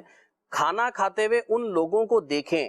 میرے شیخ طریقت امیر علیہ سنت دامت برکاتہم عالیہ کے کھانے کا انداز دکھایا جاتا ہے مدنی چینل پر. دیکھیں کہ کس طریقے سے کھانا کھایا جا رہا ہے, کھانے پر کتنی توجہ ہے اور کس انداز پہ کھایا جا رہا ہے, کن سنتوں کا لحاظ رکھا جا رہا ہے, کن آداب کا لحاظ رکھا جا رہا ہے. تو یہ ساری چیزیں انسان کی شخصیت کا پتہ دے رہی ہوتی ہیں. وسیم بھائی میں یہاں پر ایک بات عرض کروں گا مزید, یہ ہے کہ آپ نے جو فرمایا کہ صحبت بڑی اثر رکھتی ہے, اور بزرگوں کی صحبت اختیار کرنے کے حوالے سے جو اجتماعات ہیں, نیک مسلمان ہیں, ان کی صحبت سے آپ جو ہے وہ اچھا اثر لیتے ہیں. تو میں یہاں ایک بات اور عرض کروں گا کہ آج کا جو دور ہے نا, لوگ انسانوں سے دور ہوتے جا رہے ہیں. لوگ اپنے والدین کے ساتھ ٹائم اسپینڈ نہیں کر رہے, اپنے گھر والوں کے ساتھ ٹائم اسپینڈ نہیں کر رہے, اور وقت کس کے ساتھ گزر رہا ہے؟ اس کے ساتھ, موبائل کے ساتھ. تو یہ موبائل کے ساتھ جو آپ کی صحبت ہے نا, یہ بھی بہت اثر رکھ رہی ہے. ایک شخص وہ ہے کہ جو موبائل کے اوپر جو ہے وہ انفارمیٹیو ویڈیو سرچ کر رہا ہے, مختلف کورسز دیکھ رہا ہے, مختلف اچھی اچھی چیزیں دیکھ رہا ہے, بیانات سن رہا ہے. تو وہ شخص جب 2 سال بعد جہاں کھڑا ہوگا, اور ایک شخص وہ ہے کہ جو موبائل کے اوپر انٹرٹینمنٹ کی چیزیں دیکھ رہا ہے, فنی ویڈیوز دیکھ رہا ہے, اس طرح کے گروپس کے اندر ایڈ ہے کہ جہاں بلا فضول کی چیزیں یہاں کی وہاں آ رہی ہیں, وہاں کی یہاں آ رہی ہیں, تو پھر 2 سال بعد وہ کہاں اسٹینڈ کر رہا ہوگا؟ اور دوسرا بندہ جو اچھی چیزیں سیکھ رہا ہے وہ کہاں اسٹینڈ کر رہا ہوگا؟ مسئلہ یہ ہے کہ ہم نے ہمارے موبائل کے اندر بلا فضول کی اپلیکیشنز اتنی بھر لی ہیں کہ جس کی حد نہیں ہے. ہم گیمز کے اندر پڑ گئے ہیں, مختلف آن لائن گیمز کے اندر پڑے ہوئے ہیں, مختلف چیزوں کے اندر پڑے ہوئے ہیں. میں نے ایک دفعہ اپنی مسجد کے اندر بیان کر رہا تھا, تو میں نے اپنے نمازیوں سے یہ سوال کیا کہ مجھے آپ یہ بتائیں کہ آپ کے موبائل کے اندر کوئی بھی ایک اپلیکیشن ایسی ہے کہ جس کے اندر کتابیں موجود ہوں؟ آپ کسی کتابوں کو ڈاؤن لوڈ کرنے والی ویب سائٹس کے بارے میں انفارمیشن رکھتے ہیں؟ اگر میں آپ کو بولوں کہ یہ کتابیں مجھے ڈاؤن لوڈ کر کے دکھائیں, نہیں کر سکیں گے. لیکن میں آپ کو بولوں کہ فنی ویڈیوز ہیں, ذرا ڈاؤن لوڈ کر کے دکھائیں, تو آپ کے پاس 1000 اپلیکیشنز کے نام ہوں گے. تو ہماری جو صحبت اس موبائل کے ساتھ چل رہی ہے وہ بھی جو ہے نا وہ کام کی نہیں چل رہی ہے. کہیں ایسا نہ ہو, حاجی عبدالحبیب صاحب جو ہے وہ ایک دفعہ بات کر رہے تھے اور بہت اچھی انہوں نے بات کی, کہیں ایسا نہ ہو کہ یہ چھوٹا سا جو موبائل ہے نا یہ ہمیں جہنم میں لے جانے کا سبب نہ بنے. اللہ تبارک و تعالی ہمیں محفوظ فرمائے. واقعی صحبت جو ہے وہ بڑا امپیکٹ رکھتی ہے, صحبت کا بڑا اثر ہے, اور ہماری وہ عادتیں نا ناظرین سب سے زیادہ امپورٹنٹ ہیں جو لوگوں کے ساتھ جڑی ہوئی ہیں, جو لوگوں کے ساتھ وابستہ ہیں. ان عادتوں کا خیال رکھنا بہت زیادہ ضروری ہے, ان کی امپورٹنس, ان کی اہمیت جو ہے وہ بہت زیادہ ضروری ہے. اگر وہ اچھی عادتیں ہیں, اگر وہ اچھے اخلاق ہے, تو یوں سمجھیے کہ وہ ہمیں بھی اچھا بنائیں گی, ہمارے ایک مثبت کردار کو جو ہے وہ معاشرے کے اندر اجاگر کریں گی. اور اگر وہ بری ہیں تو وہ ہماری پہچان کو جو ہے وہ برا بنائیں گے. تو سب سے امپورٹنٹ عادتیں وہ ہوتی ہیں جو لوگوں کے ساتھ جڑتی ہیں. جیسے وسیم بھائی نے ابھی شادی کی مثال دی, کھانے کی مثال دی, تو واقعی اس میں جو ہے وہ کیا نام ہے, اگر لوگوں کا احساس اس کے اندر موجود ہے, لوگوں کا خیال اگر اس کے اندر موجود ہے, تو یہ کیا ہے, یہ ایک مثبت یوں سمجھیے کہ شخصیت کو اجاگر کرنے والا ہے. یہ ایک اچھی علامت ہے, اچھے شخص کی جو ہے وہ علامت ہے کہ جو اپنے ساتھ ساتھ دوسروں کا احساس کرنے والا ہے, دوسروں کا خیال کرنے والا ہے. خود غرضی کے اندر جو شخص مبتلا ہو, ایسے شخص کو کوئی بھی شخص جو ہے وہ پسند نہیں کرتا. جو دوسروں کا احساس کرنے والا ہے, میرے آقا صلی اللہ علیہ وآلہ وسلم نے ارشاد فرمایا خیر الناس من ينفع الناس, لوگوں میں بہترین وہ ہے جو دوسروں کو نفع پہنچانے والا ہے. تو اگر آپ نفع پہنچانے والے ہیں, خیر پہنچانے والے ہیں, تو پھر جو ہے وہ کیا نام ہے, آپ معاشرے کے ایک بہترین افراد ہیں. تو اپنی عادات پر غور و فکر کرتے رہیں, بالخصوص ان عادات پر کہ جو معاشرے کے افراد کے ساتھ جڑی ہوئی ہیں, لوگوں کے ساتھ جو ریلیٹ کرتی ہیں, ان کو اچھا اور بہتر بنانا بہت ضروری ہے. اس پر انشاءاللہ تبارک و تعالی غور و فکر کریں گے تو اللہ نے چاہا تو انشاءاللہ آپ دیکھیں گے کہ بہت ساری عادات کو بہتر بنانے میں کامیاب ہو سکیں گے. مزید بھی انشاءاللہ اپنے سلسلے میں ہم گفتگو کو شامل کریں گے. کچھ کالز ہیں ہمارے پاس, آئیے کچھ کالز سلسلے کے اندر شامل کرتے ہیں. میں بلوچستان ڈیرہ میرا جمالی سے بات کرتا ہوں. مجھے یہ نعت پسند ہے, یا رب سوئی مدینے مستانے بن کے جاؤں, کہ میرا بانی ہوگی, یہ نعت سنا دیں. جی ضرور انشاءاللہ الکریم. آگے مزید. صفا محمد شکیل بول رہی ہوں کراچی سے.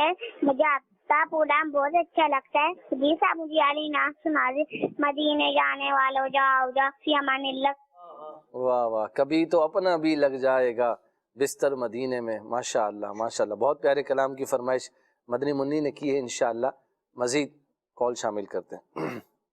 محمد اسلان اتاری چکوال سے بات کر رہا ہوں. ایک نعت کی فرمائش ہے, سوئے طیبہ جانے والوں مجھے چھوڑ کر نہ جانا. سوئے طیبہ جانے والوں مجھے چھوڑ کر نہ جانا. اللہ اکبر، بہت پیارے کلام کی فرمائش. عدنان بھائی نوٹ فرما رہے ہیں، انشاءاللہ آپ دیکھتے ہیں کون کون سی فرمائشیں پوری ہوتے ہیں. جی مزید. مجھے یہ کلام سنا دے. حج کا شرف ہو پھر عطا یا رب مصطفیٰ. ماشاءاللہ ماشاءاللہ. مرحبا. میرا نام محمد عمر ہے، میں جدہ سے بات کر رہا ہوں. مجھے یہ نعت سناتے.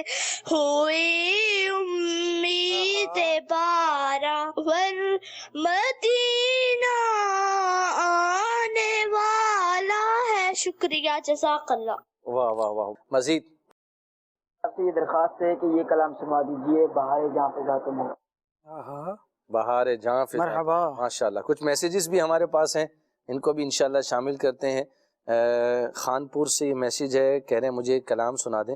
مدینہ قافلے جاتے ہیں میں بھی آؤں گا. سبحان اللہ. انشاءاللہ انشاءاللہ. مزید مجھے یہ کلام سنا دیجئے. مدینہ. اچھا یہ کچھ مجھے لگ رہا ہے سرائکی کلام کی فرمائش کی ہے انہوں نے. اچھا جی یہ ایک اور کلام کی فرمائش ہے. یہ کہتے ہیں شکریہ آپ کا سلطان مدینے والے. ہند سے فرمائش کی ہے انہوں نے، اس کلام سنا دیجئے. اچھا جی اور ایک اور بھی کلام کی ہے. یہ کہہ رہے ہیں کہ مدینہ آنے والا ہے. سبحان اللہ. اس کلام کی فرمائش کی ہے. بھاولپور سے بھی ایک میسیج ہے. یہ کہتے ہیں کہ سنا دیجئے یہ والا کلام. کبھی تو سبز گنبد کا نظارہ ہم بھی دیکھیں گے. انشاءاللہ انشاءاللہ الکریم. کچھ فرمائشیں انشاءاللہ شامل کریں گے. پہلے کچھ مزید بھی انشاءاللہ اپنے سلسلے میں ہم جو ہے وہ گفتگو کو شامل کرتے ہیں. خالد بھائی میں چاہوں گا کہ اچھے معاشرے کی تشکیل، یہ اس کے لیے کن عادات کا ہونا ضروری ہے؟ وہ کون سے کام ہیں کہ جن کو اگر ہم جو ہے وہ اختیار کریں اپنے معاشرے کے اندر تو ہمارا معاشرہ ایک اچھا معاشرہ جو ہے وہ کہلائے گا. اچھے معاشرے سے یقیناً جو ہے وہ اچھے افراد کی نشاندہی ہوتی ہے کہ اچھا فرد سے معاشرہ بنتا ہے، تو معاشرہ اگر اچھا ہے تو یقیناً افراد بھی اچھے ہیں. میں چاہوں گا کہ وہ کون سے کام ہیں، وہ کون سی عادتیں ہیں جو ایک اچھے معاشرے کو پروان چڑھاتی ہیں، اس کو تشکیل دیتی ہیں. میں چاہوں گا اس حوالے سے آپ کچھ بیان فرمائیں. اللہ رب العالمین جل وعلا کے مقدس کلام کو دیکھیں تو اللہ رب العالمین نے چند یوں سمجھیں کہ یاد کرنے میں پڑھنے میں الفاظ بہت مختصر ہیں، لیکن اگر ان کو بندہ اپنا لیتا ہے تو بہت ساری بھلائیاں سیکھ جاتا ہے اور معاشرے میں اس کی وجہ سے پھر بھلائیاں جو ہیں وہ پروان چڑھ رہی ہوتی ہیں. صحیح. رب العالمین نے ارشاد فرمایا ہے تعاونوا علی البر والتقوی. یعنی کتنی ایک مختصر سی بات ہے، لیکن اس میں کیا کیا چیزیں شامل ہیں اور معنی کا ایک جہان آباد ہے کہ انسان کو چاہیے کہ اچھائی کے کاموں میں، بھلائی کے کاموں میں اور تقوی اور پرہیزگاری کے کاموں میں دوسروں کی مدد کریں. اگر معاشرے میں ہم یہ عنصر پیدا کرنے میں کامیاب ہو جاتے ہیں، معاشرہ ظاہر فرد سے ہے، افراد اچھے ہوں گے تو معاشرہ اچھا ہوتا چلا جائے گا. اگر ہم میں سے ہر فرد یہ اپنی ذمہ داری لے لے کہ میں نے لوگوں کی مدد کرنے والا ہونا ہے، صحیح، خیر خواہ بننا ہے، لوگوں میں شر نہیں پھیلانا، صرف اس ایک بات کو بندہ اپنا لیتا ہے تو پھر وہ جب اپنے اندر خیر کو بھر لیتا ہے نا تو وہ جہاں جائے گا وہ خیر پہنچانے والا ہوگا. نبی پاک علیہ السلام نے ارشاد فرمایا کہ کچھ لوگ ایسے ہیں جو بھلائی کے لیے چابی ہوتے ہیں اور برائی کے لیے تالا ہوتے ہیں. یعنی ان کی وجہ سے جو ہے برائیاں ختم ہوتی ہیں اور بھلائیاں پھیل رہی ہوتی ہیں. ہم ان افراد میں اپنے آپ کو اگر شامل کر لیتے ہیں کہ میں جہاں ہوں میری وجہ سے بھلائی ہوگی، میں جہاں ہوں میری وجہ سے برائی جو ہے وہ ختم ہو رہی ہوگی، تو اب ایک یہ عادت اپنانے کی وجہ سے، بھلائی کے معاملات میں تعاون کرنے کی وجہ سے، کسی کو اچھا کام کرتا دیکھا اس کی پیٹھ تھپک دینے کی وجہ سے آپ دیکھیے کہ معاشرے میں بھلائی جو ہے وہ پروان چڑھتی چلی جائے گی. آپ اگر کسی جگہ لائن میں لگے ہوئے ہیں، وہاں آپ 10 بندوں کے نمبر کاٹنے کے بجائے، بیچ سے لائن میں گھسنے کے بجائے اگر ایک یہ بات اپنا لے کہ نہیں میں اپنے نمبر پر رہوں گا، تو یہ ایک ایسا عنصر ہے جو آپ کے بعد میں آنے والوں کے لیے بھی اچھا ہوگا اور اس وقت بھی آپ کا جو معاملہ ہے وہ آسانی سے گزر جائے گا. ایسے ہی ٹریفک میں آپ آ جائیے، اگر ہر بندہ یوں ہو کہ نہیں جناب میں سب سے پہلے اور میں نے تو کوئی بھلائی نہیں کرنی، میں نے صرف اپنا بھلا سوچنا ہے، تو آپ دیکھیے سارا کا سارا نظام اس طرح کے افراد جو ہے وہ ڈسٹرب کر کے رکھ دیتے ہیں. ایک گاڑی جو ہوتی ہے وہ سگنل توڑتی ہے لیکن اس کے بعد سگنل کھل بھی جاتا ہے تو ٹریفک ایسا پھنسا ہوا ہوتا ہے کہ جس کی وجہ سے اس ایک بندے کو جو جلدی تھی نا اس کی وجہ سے اب سگنل کھلنے کے باوجود بھی لوگ پھنسے ہی کھڑے. کیا ہوا جناب؟ کیونکہ اس بندے نے بھلائی کی طرف توجہ نہیں کی, اپنا بھلا چاہا صرف کہ میں نکل جاؤں, باقیوں کا جو ہوتا رہے. اس ایک مسئلے کی وجہ سے, اس ایک بات کی وجہ سے کتنے لوگ مسائل میں آ گئے. ایسے ہی دیگر چیزوں پر, دیگر جگہوں پر جب ہم ان چیزوں کو دیکھ رہے ہوتے ہیں تو خود رہنمائی ہماری ہو رہی ہوتی ہے کہ میں معاشرے کے لیے کہاں ہوں, کیسا ہوں. بہت سے افراد ہم میں ایاز بھائی ایسے ہوتے ہیں کہ جن کی ذمہ داریوں میں لوگوں کی تربیت ہے. صحیح. اگرچہ ذمہ داریوں میں نہ بھی ہو تو بہرحال ان کو دیکھ کر لوگ سیکھ رہے ہوتے. صحیح. اب آپ دیکھیے ایک ٹیچر ہے, اس کے پاس تو لوگ آ رہے ہیں اس لیے کہ سیکھیں گے. صحیح. ایک والد ہے, والدہ ہے, وہ تو اپنے بچے کی تربیت اس نے کرنی ہی ہے, وہ کریں گے تربیت تو ہی بچے جو ہے وہ سیکھ رہے ہوں گے. لیکن بہت ساری جگہوں پر ہمارے پاس یہ ٹیگ نہیں ہوتا کہ آپ یہاں اس قوم کے مربی ہیں, یہاں پر آپ نے لوگوں کو سکھانا ہے. لیکن بہرحال کیونکہ آپ معاشرے میں موجود ہوتے ہیں تو کچھ نہ کچھ آپ سکھا ہی رہے ہوتے ہیں. ہم دیکھتے ہیں ابھی جو سر عمر فیاض بھائی گفتگو فرما رہے تھے کہ موبائل ہے لوگوں کے پاس اور بہت سارا وقت جو ہے اس کے ساتھ گزار رہے ہیں. بہت سے لوگوں کو اب یہ شوق ہوا کہ ہم بھی مشہور ہوں, ہمارے بھی فالوورز ہوں, ہمیں بھی لوگ دیکھنے والے ہوں. اولاً تو اس سوال پر, اس خواہش پر کوسچن مارک لگتا ہے کہ آپ کیوں مشہور ہونا چاہتے ہیں, کیوں چاہتے ہیں کہ لوگ میرے فالوور ہوں. ایک تو یہ بات ہے. دوسری بات یہ ہے کہ چلیں آپ کوئی ایسا کام کر رہے ہیں, آپ مشہور ہونا چاہتے ہیں, تو آپ یہ دیکھیے کہ آپ کس کام میں مشہور ہونا چاہتے ہیں. آپ کے پاس ایسا کیا ہے, آپ کیا دکھائیں گے لوگوں کو, آپ لوگوں کو اپنے آپ کو فالو کرنے کا مشورہ کیوں دیں گے, آپ کی ذات سے کون سی ایسی خیر ہے جو پھوٹ رہی ہے, آگاہی کا کون سا ایسا چشمہ ہے جو آپ بہا رہے ہیں. اگر آپ نے صرف آڑی ٹیڑھی الٹی سیدھی حرکتوں کا مجموعہ اپنے چینل کو بنایا ہوا ہے تو جو دیکھ رہا ہے, اگرچہ آپ سکھانے کے لیے نہیں ہے لیکن لوگ جو دیکھ رہے ہیں ان کی طبیعت پر اس کا اثر ہو رہا ہے. اب جب یہی لوگوں کو پیغام دینے والا, جس کی ویڈیوز دیکھی جا رہی ہیں, یہی بندہ اگر اس بات پر عمل کرنے والا ہو, تعاونوا علی البر والتقوی, بھلائی پر, نیکی کے کام پر تعاون کرنے والا ہو, ولا تعاونوا علی الاثم والعدوان, گناہ اور زیادتی میں لوگوں کا یہ مددگار نہ بن رہا ہو.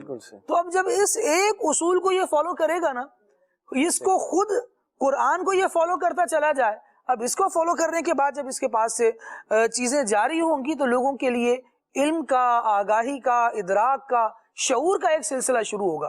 الحمدللہ ہم دیکھ رہے ہیں, مدنی چینل کے ناظرین دیکھ رہے ہیں, ایک سلسلہ ہے کہ مذہبی افراد پر مشتمل ہے اور دین, مذہب, کتاب و سنت کی تعلیمات جو ہے وہ لوگ سیکھ رہے ہیں. اسی طرح دعوت اسلامی کے سوشل میڈیا پیجز ہیں, ان کو آپ دیکھ لیجئے تو وہاں پر کیا ہے, وہاں کیا سکھایا جا رہا ہے, وہاں بتایا جا رہا ہے کہ آپ نے دین کے مطابق اپنی زندگی کیسے گزارنی ہے.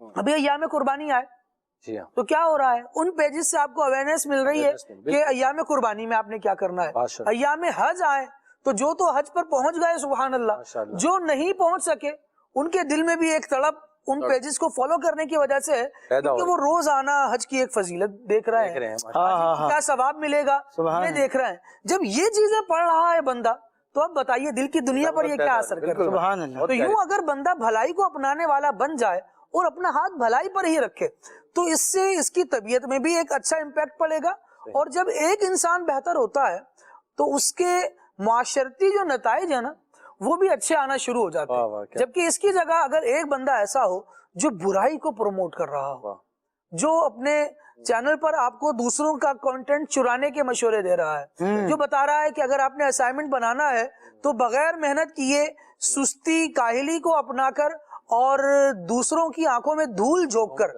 آپ اپنے آپ کو صاحب علم کیسے ثابت کر سکتے ہیں. کام تو آپ نے بتا دیا کہ آپ لوگوں کو بڑی پریشانی ہوگی, یہ ہوگی, وہ ہوگی, اور اس کا یہ شارٹ وے ہے اور مختصر راستہ یہ ہے. ٹھیک ہے, مختصر راستہ بتا دیا, لیکن اس اللہ کے بندے کو محنت سے محروم کر دیا.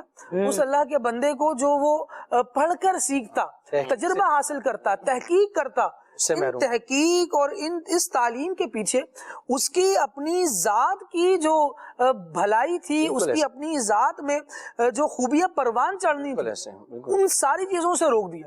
اب کیا ہوا، آپ نے تو ہیلپ کی ہے، لیکن یہ ہیلپ بنتی بھی ہے کہ نہیں بنتی، اس پر غور کرنے کی حاجت۔ نقصان دہ ہیلپ ہو سکتی ہے۔ جی ہاں، مدد آپ نے کی، لیکن اس مدد کے چکر میں بندہ سستی کا شکار ہو گیا اور اپنے جو زندگی کا مقصد تھا، اس کے پڑھنے کا جو مقصد تھا، اس سے وہ پیچھے رہ گیا۔ اس کو تو اسٹرگل کا عادی بنانا تھا اور آپ نے اس کو کام چوری کا عادی بنا دیا۔ نتیجہ کیا ہوا، اب یہ فرد جب کسی ڈیزگنیشن پر آئے گا، یہ فرد جب کسی عہدے پر آئے گا، تو یہ لوگوں کو کیا کہے گا، کیا سکھائے گا؟ اس نے یہ خود تجرباتی مراحل سے نہیں گزرا، تجرباتی مراحل تو اس کے اسکپ ہو گئے سارے۔ اب یہ کیا کرے گا، یہ لوگوں کو آ کر کیا سکھائے گا، کیا بتائے گا، اس سے لوگ کیا اویئرنیس لیں گے؟ نتیجہ کیا ہوگا، وہ ایک چھوٹی سی ویڈیو جو ہے نا، وہ اس منصب اور اس منصب کے ماتحت جتنے افراد ہیں سب کی اخلاقی گراوٹ کا اور اخلاقی بگاڑ کا سبب بنی۔ لہٰذا بندوں کو چاہیے جو انفلوئنسر ہیں، جو اپنے معاشرے میں کچھ اثر و رسوخ رکھتے ہیں، وہ دیکھیں تو صحیح کہ کر کیا رہے ہیں۔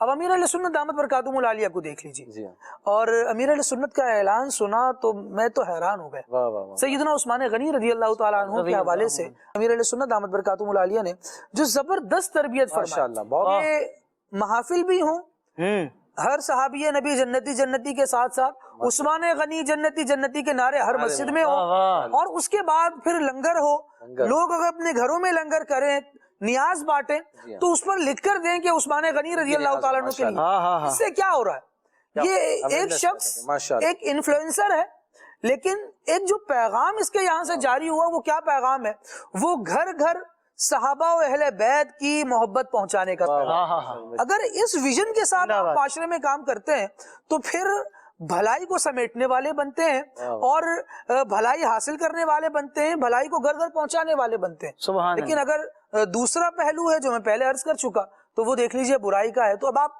دیکھ لیں، تعاونوا علی البر والتقوی، نیکی اور تقوی کے کاموں میں ایک دوسرے کی مدد ہو، ولا تعاونوا علی الاثم والعدوان، گناہ اور زیادتی کے کاموں میں مدد نہ ہو۔ اگر ہم اس کا اپوزٹ کر رہے ہیں تو معاشرے میں نتائج بھی جو ہے وہ اس کے خلاف ہی برآمد ہو۔ بے شک بہت پیاری بات کی خالد بھائی آپ نے، اور امیر اہل سنت دامت برکاتہم العالیہ کی خالد بھائی ایک بڑا پیارا وصف ہے، اور آپ نے اس پہ تربیت بھی فرمائی ہے کہ کوئی بھی پرومو چلتا ہے، کوئی بھی اس طرح کا تشہیری گلدستہ چلتا ہے، تو کوئی اس میں اچھی بات ہونی چاہیے۔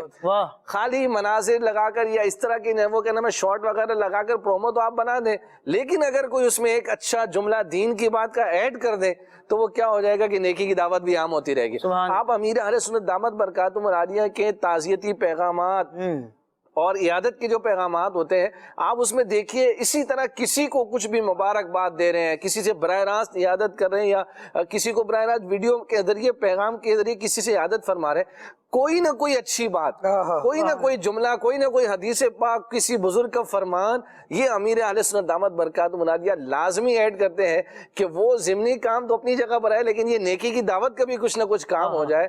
تو یہ جو ہمارے خالد بھائی نے بہت پیاری توجہ دلائی ناظرین، کہ اگر ہم چاہیں تو ہم خیر پھیلنے کا ذریعہ بن سکتے ہیں۔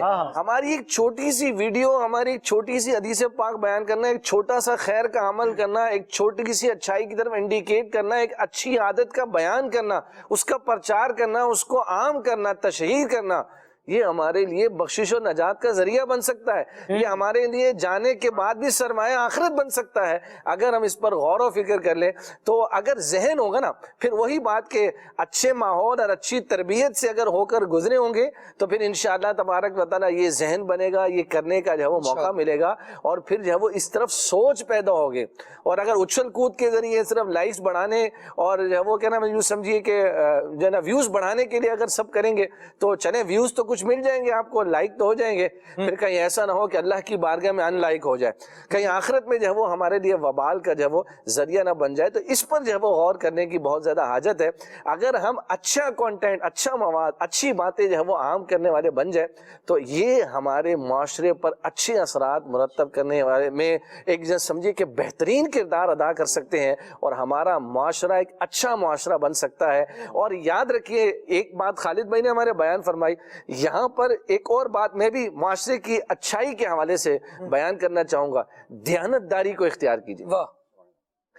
دیانت داری، امانت داری، یہ اچھے معاشرے کی سمجھ لیجئے کہ پروان چڑھانے میں، اس کو جو ہے وہ بڑھاوا دینے میں یہ ایک بنیادی عنصر ہے کہ اگر دیانت داری کا معاملہ اختیار کیا جائے، امانت داری کا معاملہ اختیار کیا جائے تو پھر جو ہے وہ کیا نام ہے اچھے معاشرے کی تشکیل ہوتی ہے، اچھا معاشرہ جو ہے وہ پروان چڑھتا ہے، اس میں جو ہے وہ کیا نام ہے اضافہ ہوتا ہے اگر جو ہے وہ دیانت داری۔ اگر آپ دیکھیے جب خیانت کا ماحول قائم ہو جائے اور یوں سمجھیے کہ جو ہے وہ کیا نام ہے چوری کا معاملہ جو ہے وہ قائم ہو جائے تو پھر آپ دیکھیے کہ معاشرے کے اندر کس طرح کا بگاڑ پیدا ہونا شروع ہو جاتا ہے، اپنے ہی لوگوں پر پھر جو ہے وہ شک کی فضا قائم ہو جاتی ہے، پھر محبت کی جو ہے نا وہ فضا یوں سمجھیے کہ اس کا خاتمہ ہونا شروع ہو جاتا ہے۔ لیکن دیانت داری کا اگر امانت داری کا کانسیپٹ آ جائے تو آپ دیکھیے کہ پھر کتنا ماحول خوشگوار ہو جاتا ہے، سازگار ہو جاتا ہے، اور ایک دوسرے سے اپنائیت اور محبت کا کیسا ماحول قائم ہو جاتا ہے، اور ایک دوسرے کی یوں سمجھیے کہ خیال رکھنے کا، اس میں خیال رکھنے کا بھی پہلو پایا جاتا ہے نا کہ جب انسان خیر خواہ ہوگا جبھی دیانت داری کا اور امانت داری کا معاملہ جو ہے وہ اختیار کرے گا۔ اور میرے آقا علیہ الصلوۃ والسلام نے تو مومن کی نشانیوں میں اسے قرار دیا ہے کہ مومن وہ ہے جب اسے امانت دی جائے تو وہ کیا کرے، اسے اس میں خیانت نہ کرے، اور جو ہے وہ کیا نام عہد کرے تو اسے پورا کرے اور دیانت داری کے عنصر کو اختیار کرے۔ اور تیسری بات یہاں پر ناظرین، اچھے معاشرے کے لیے ایک بنیادی جس کو آپ کا یہ چیز جس کا ہونا ضروری ہے وہ ہے سچ بولنا۔ سچ بولنا یہ بھی اچھے معاشرے کو یوں سمجھیے کہ وہ بڑھاوا دیتا ہے، اچھے معاشرے کے اور ماحول کو اچھا بناتا ہے۔ سچ بولنا، سچائی کا دامن اختیار کرنا، جھوٹ سے جو ہے وہ بچنا، یہ بھی اچھے معاشرے کی یوں سمجھیے کہ علامت ہوا کرتا ہے۔ تو اللہ تبارک و تعالی ہمیں سچ بولنے کی توفیق عطا فرمائے اور امانت داری کو اختیار کرنے کی توفیق عطا فرمائے، دیانت داری کو اختیار کرنے کی توفیق عطا فرمائے۔ اور یقیناً یہ سب بھی اسی آیت میں آئیں گے کہ بھلائی اور تقوی کے کاموں میں ایک دوسرے کی مدد کرو۔ تو اسی طرح جب بھلائی کے اور خیر کے کاموں میں ایک دوسرے کے ساتھ دیں گے، اسی طرح مسلمانوں میں صلح کروانے میں آگے بڑھیں۔ مسلمانوں کے اندر اچھے معاشرے کی یہ بھی ایک پہچان ہے کہ اس میں صلح کی فضا قائم ہو، اس میں جو ہے وہ لڑائی جھگڑے کو پروموٹ نہ کیا جائے، اس کو فروغ نہ دیا جائے، بلکہ بات ختم کرنے کا مزاج ہو، بات مٹانے کا مزاج ہو، کام کو ختم کریں، اس کو جو ہو گیا سو ہو گیا، معافی اور درگزر سے کام لیں اور آگے بڑھیں، آگے کا سوچیں۔ اس طرح کا جب مزاج ہوگا، جب ذہن ہوگا تو یہ بھی اچھے معاشرے کی جو ہے وہ علامت ہے۔ تو صلح کا ماحول قائم کریں، صلح کی فضا قائم کریں، محبتوں کو عام کریں۔ اللہ نے چاہا تو انشاءاللہ ہمارا معاشرہ جو ہے وہ یہ ایک بہترین معاشرہ بننے میں ہم کامیاب ہو سکتے ہیں۔ جامی بھائی یہاں میں ایک وسوسے کی کاٹ کروں گا، آپ نے جو بات کی ہے کہ دیانت داری کریں، سچ بولا کریں، اچھے کام کیا کریں، تو بعض لوگوں کو یہ وسوسہ آتا ہے کہ جی اچھائی کا زمانہ نہیں ہے، ٹھیک ہے جی، دیانت داری کا زمانہ نہیں ہے، ہم اگر جو ہے جب تک 2 نمبر ہی نہیں کریں گے، اچھائی سے ہاتھ اٹھا لیتے ہیں، پہلے اچھائی سے ہاتھ اٹھا لیتے ہیں، اب اچھائی کریں گے، دیانت داری سے کام لیں گے تو نہ ہماری دکان چلے گی، نہ ہمارا کاروبار چلے گا، یہ لوگوں کو وسوسہ ہوتا ہے۔ آپ دیکھیں کہ آپ کے محلے کے اندر 20 دودھ کی دکانیں ہوں گی، لیکن ایک آدھ دکان ایسی ہوگی جس کے پاس رش بہت زیادہ ہوتا ہے، وہاں لائن لگ کے دودھ ملتا ہے، کیوں؟ اس لیے کہ اس نے اپنی کوالٹی کے اوپر کمپرومائز نہیں کیا ہوگا، اس کے پاس دودھ اچھی کوالٹی کا مل رہا ہوگا، دیانت داری کے ساتھ وہ دودھ ایک تو اچھا دے رہا ہوگا اور پورا دے رہا ہوگا، اچھا بھی دے رہا ہے اور پورا بھی دے رہا ہے، لوگوں کی اس کے پاس لائن ہے۔ اسی طرح آپ دیکھیں کہ لوگوں نے مخصوص اپنے گوشت والے فکس کیے ہوتے ہیں، انہی کے پاس جائیں گے، کہیں کسی اور کے پاس گوشت لینے نہیں جائیں گے کہ صاف ستھرا گوشت ملے گا، اچھا گوشت ملے گا۔ اسی طرح آپ دیکھیں کہ موٹر سائیکل چلانے والے جو حضرات ہوتے ہیں پورا کراچی گھوم لیں گے، لیکن پیٹرول جو ہے نا وہ ایک ہی پیٹرول پمپ سے ڈلوائیں گے، انہوں نے فکس کیا ہوگا، اچھا اس پیٹرول پمپ میں بھی نوزل ان کی فکس ہوگی، بھلے وہاں رش ہوگا لیکن اسی نوزل پر جا کر وہ ڈلوائیں گے، کیونکہ وہاں وہ سیٹسفائی ہوتے ہیں کہ یار یہ پیٹرول پمپ والا یہاں سے جو ہے وہ مجھے ایمانداری کے ساتھ اور دیانت داری کے ساتھ دیگر کے مقابلے میں کوئی اچھی چیز ملے گی۔ آپ اپنی پرچون والا آپ نے فکس کیا ہوتا ہے، اسی سے آپ لے رہے ہوتے ہیں۔ تو آج کے دور کے اندر بھی جو شخص ایمانداری دیانت داری کے ساتھ کام کر رہا ہے، لوگ اسی کے پاس جانے کو پسند کرتے ہیں۔ بالکل، بہت پیاری بات، اور کیوں نہ اس کو فروغ ملے، اس کو یوں سمجھیے کہ وہ پروموٹ کیوں نہ ہو کہ اللہ رسول کے فرمان پر عمل کر رہا ہے نا، ایسے ہی اللہ پاک کے اور اس کے حبیب علیہ الصلوۃ والسلام کے بتائے ہوئے طریقے کے مطابق وہ اپنے عمل کو سر انجام دے رہا ہے، تو اس کو کیوں نہیں جب وہ پروموٹ ہوگا، کیوں نہیں اس کو شہرت ملے گی؟ اور یہ دیکھیے کہ عزت اور ذلت تو اللہ تبارک و تعالیٰ کے ہاتھ میں ہے، تو پھر اللہ تبارک و تعالیٰ کی یوں سمجھے کہ جو حکم کو فالو کر رہا ہے، جو دیانت داری کو اختیار کر رہا ہے، سچائی کو اختیار کر رہا ہے، تو پھر اللہ پاک تو اسے جو ہے وہ برکت دے گا۔ ایک شخص اگر جو ہے وہ گناہ کا کام کر رہا ہے تو پھر وہ بھی رزق پا رہا ہے نا، تو جو اللہ تبارک و تعالیٰ کے راستے پر چلتے ہوئے سچائی کا دامن اختیار کر رہا ہے، تول میں خیانت نہیں کر رہا، پوری دیانتداری اور امانت داری کے ساتھ کام کر رہا ہے، تو سوچیے اللہ تبارک و تعالیٰ اس کو رزق بھی عطا فرمائے گا اور برکت والا عطا فرمائے گا۔ تو یہ بات جو ہے وہ سمجھنے کی ہے، اور آپ نے کہا کہ زمانہ نہیں ہے، اصل بات یہ ہے کہ انجام پر غور کر لینا چاہیے۔ زمانے کو تھوڑی دیر کے لیے ہم جدا کر دیں، ہم کسی بھی کام کے انجام پر نظر رکھ لیں، غور کر لیں، کوئی بھی عادت ہے، کوئی بھی فعل ہے ہم کرنے جا رہے ہیں، اس کے انجام پر جب ہم نظر رکھ رہے ہیں، اگر اس کا انجام اچھا ہے تو اس کو اختیار کر لیجئے، اگر اس کا انجام اچھا نہیں ہے تو اس سے جو وہ باز آ جائیے۔ یقیناً اللہ رسول کے جو فرامین ہیں ان کو جب ہم فالو کرتے ہیں تو ان کا انجام تو خیر ہی خیر ہے، بھلائی بھلائی ہے۔ تو اور جو جن سے منع کیا گیا ہے، جن عادتوں کو اختیار کرنے سے منع کیا گیا ہے، اور ان کے دنیاوی انجام بھی جو ہے وہ سمجھیے کہ خطرناک ہیں، بھیانک ہیں، اور اخروی انجام بھی جو ہے وہ احادیث و قرآن کے اندر بیان کر دیے گئے۔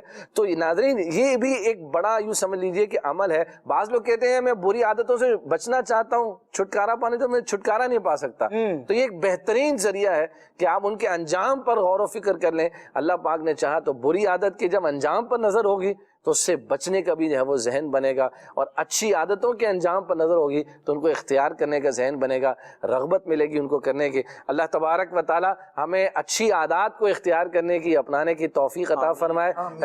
ہمارے سلسلے کے وقت اختتام کی جانب ہے، کچھ عدنان شیخ بھائی کی طرف بڑھتے ہیں، کچھ کلاموں کی فرمائش تھی وہ شامل کریں گے، اور ساتھ ہی پھر انشاءاللہ صلاۃ والسلام کی طرف بڑھیں گے۔ صلی اللہ علیہ محمد صلی اللہ علیہ۔ حج کا شرف ہو پھر عطا، حج کا شرف ہو پھر عطا، یا رب مصطفیٰ میٹھا مدینہ پھر دکھا، میٹھا مدینہ پھر دکھا، یا رب مصطفیٰ رخ سوئے کعبہ غات میں زمزم کا جام ہو، رخ سوئے کعبہ غات میں زمزم کا جام ہو، پی کر میں پھر کروں دعا، پی کر کروں میں پھر دعا، یا رب مصطفیٰ حج کا شرف ہو پھر عطا، یا رب مصطفیٰ، یا رب سوئے مدینہ مستانہ بن کے جاؤں، اس شمع دو جہاں کا پروانہ بن کے جاؤں، یا رب سوئے مدینہ مستانہ بن کے جاؤں، اس شمع دو جہاں کا پروانہ بن کے جاؤں، ان کے سوا کسی کی دل میں نہ آرزو ہو، ان کے سوا کسی کی دل میں نہ آرزو ہو، دنیا کی ہر طرف سے بیگانہ بن کے جاؤں، دنیا کی ہر طرف سے بیگانہ بن کے جاؤں، یا رب سوئے مدینہ مستانہ بن کے جاؤں، اس شمع دو جہاں کا پروانہ بن کے جاؤں، بغداد اپنا عالم سمجھے گا کیا زمانہ، بغداد اپنا عالم سمجھے گا کیا زمانہ، فہم کا تقاضا ہے، فہم کا تقاضا، دیوانہ بن کے جاؤں، اس شمع دو جہاں کا پروانہ بن کے جاؤں، مدینے جانے والوں جاؤ جاؤ فی امان اللہ، مدینے جانے والوں جاؤ جاؤ فی امان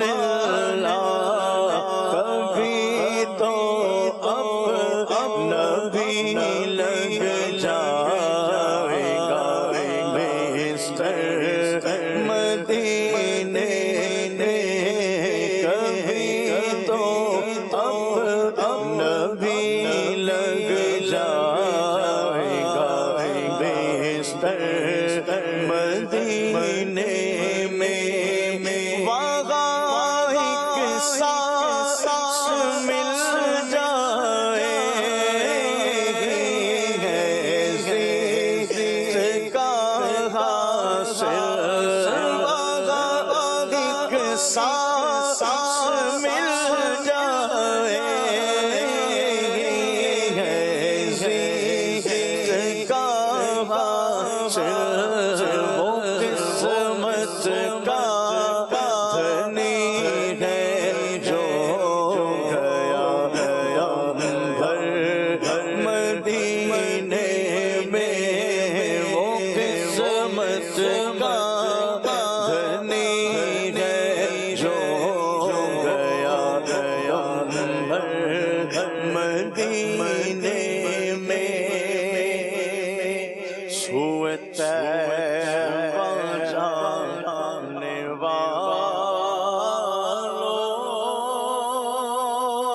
والوں مجھے چھوڑ کر نہ جانا میری آنکھوں کو دکھا دو میری آنکھوں کو دکھا دو شہیدی کا آستانہ سوئے طیبہ جانے والوں مجھے چھوڑ کر نہ جانا ہے وہ جانیاں سنہری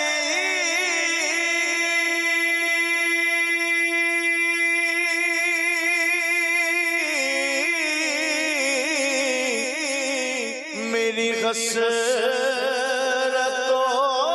کا محور وہ سنبھالا مجھ کو دیں گے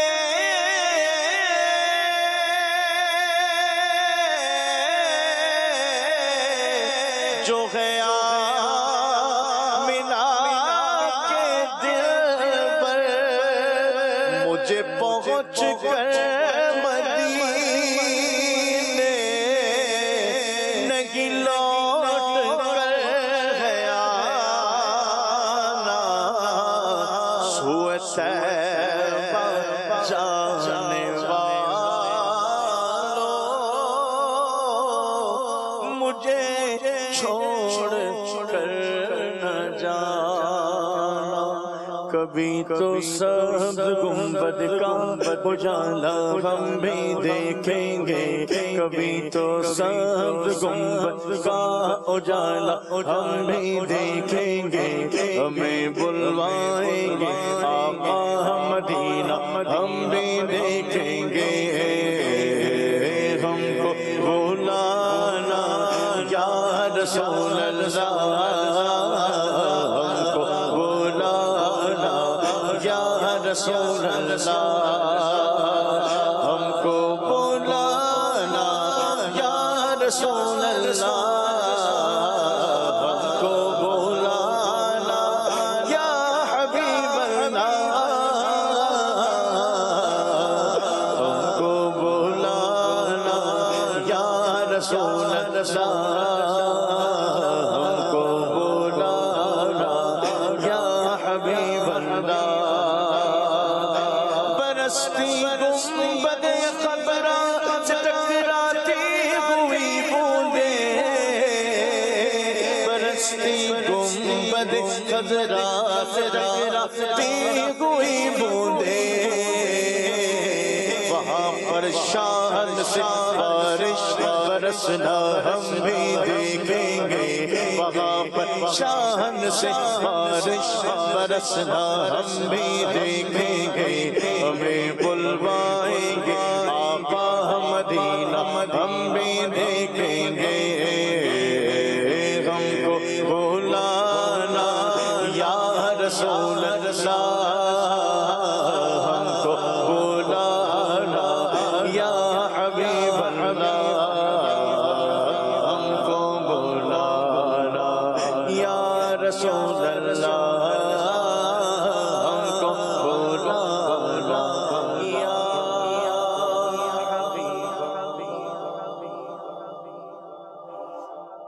ناظرین، نیک اعمال کا رسالہ یہ بھی ایک بہترین ذریعہ ہے اچھی عادات اختیار کرنے کا۔ امیر اہل سنت دامت برکاتہ العالیہ نے اپنے غلاموں کو عطا فرمایا ہے، کوشش کریں روزانہ نیک اعمال کا جائزہ لیں انشاءاللہ، تو اچھے اعمال کی یہ بھی ایک بہترین ذریعہ ہے اچھے اعمال اختیار کرنے کا۔ دعوت اسلامی کے دینی ماحول سے وابستہ رہیے، ہفتہ وار اجتماعات، مدنی مذاکرے میں شرکت کو اپنا معمول بنائیے۔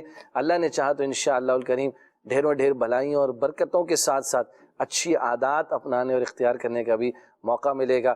مجلس کے اختتام کی دعا پڑھتے ہیں۔ سبحانک اللہم و بحمدک اشہد ان لا الہ الا انت استغفرک و اتوب الیک۔ صلاۃ والسلام۔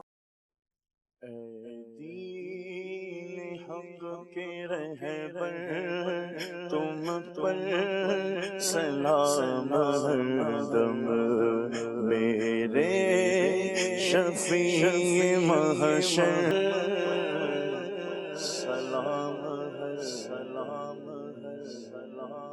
چلو سیکھیں قرآن و سنت کی باتیں جو مہکائیں دن اور کرے نور راتیں، کھلے آنکھ صلی علی کہتے کہتے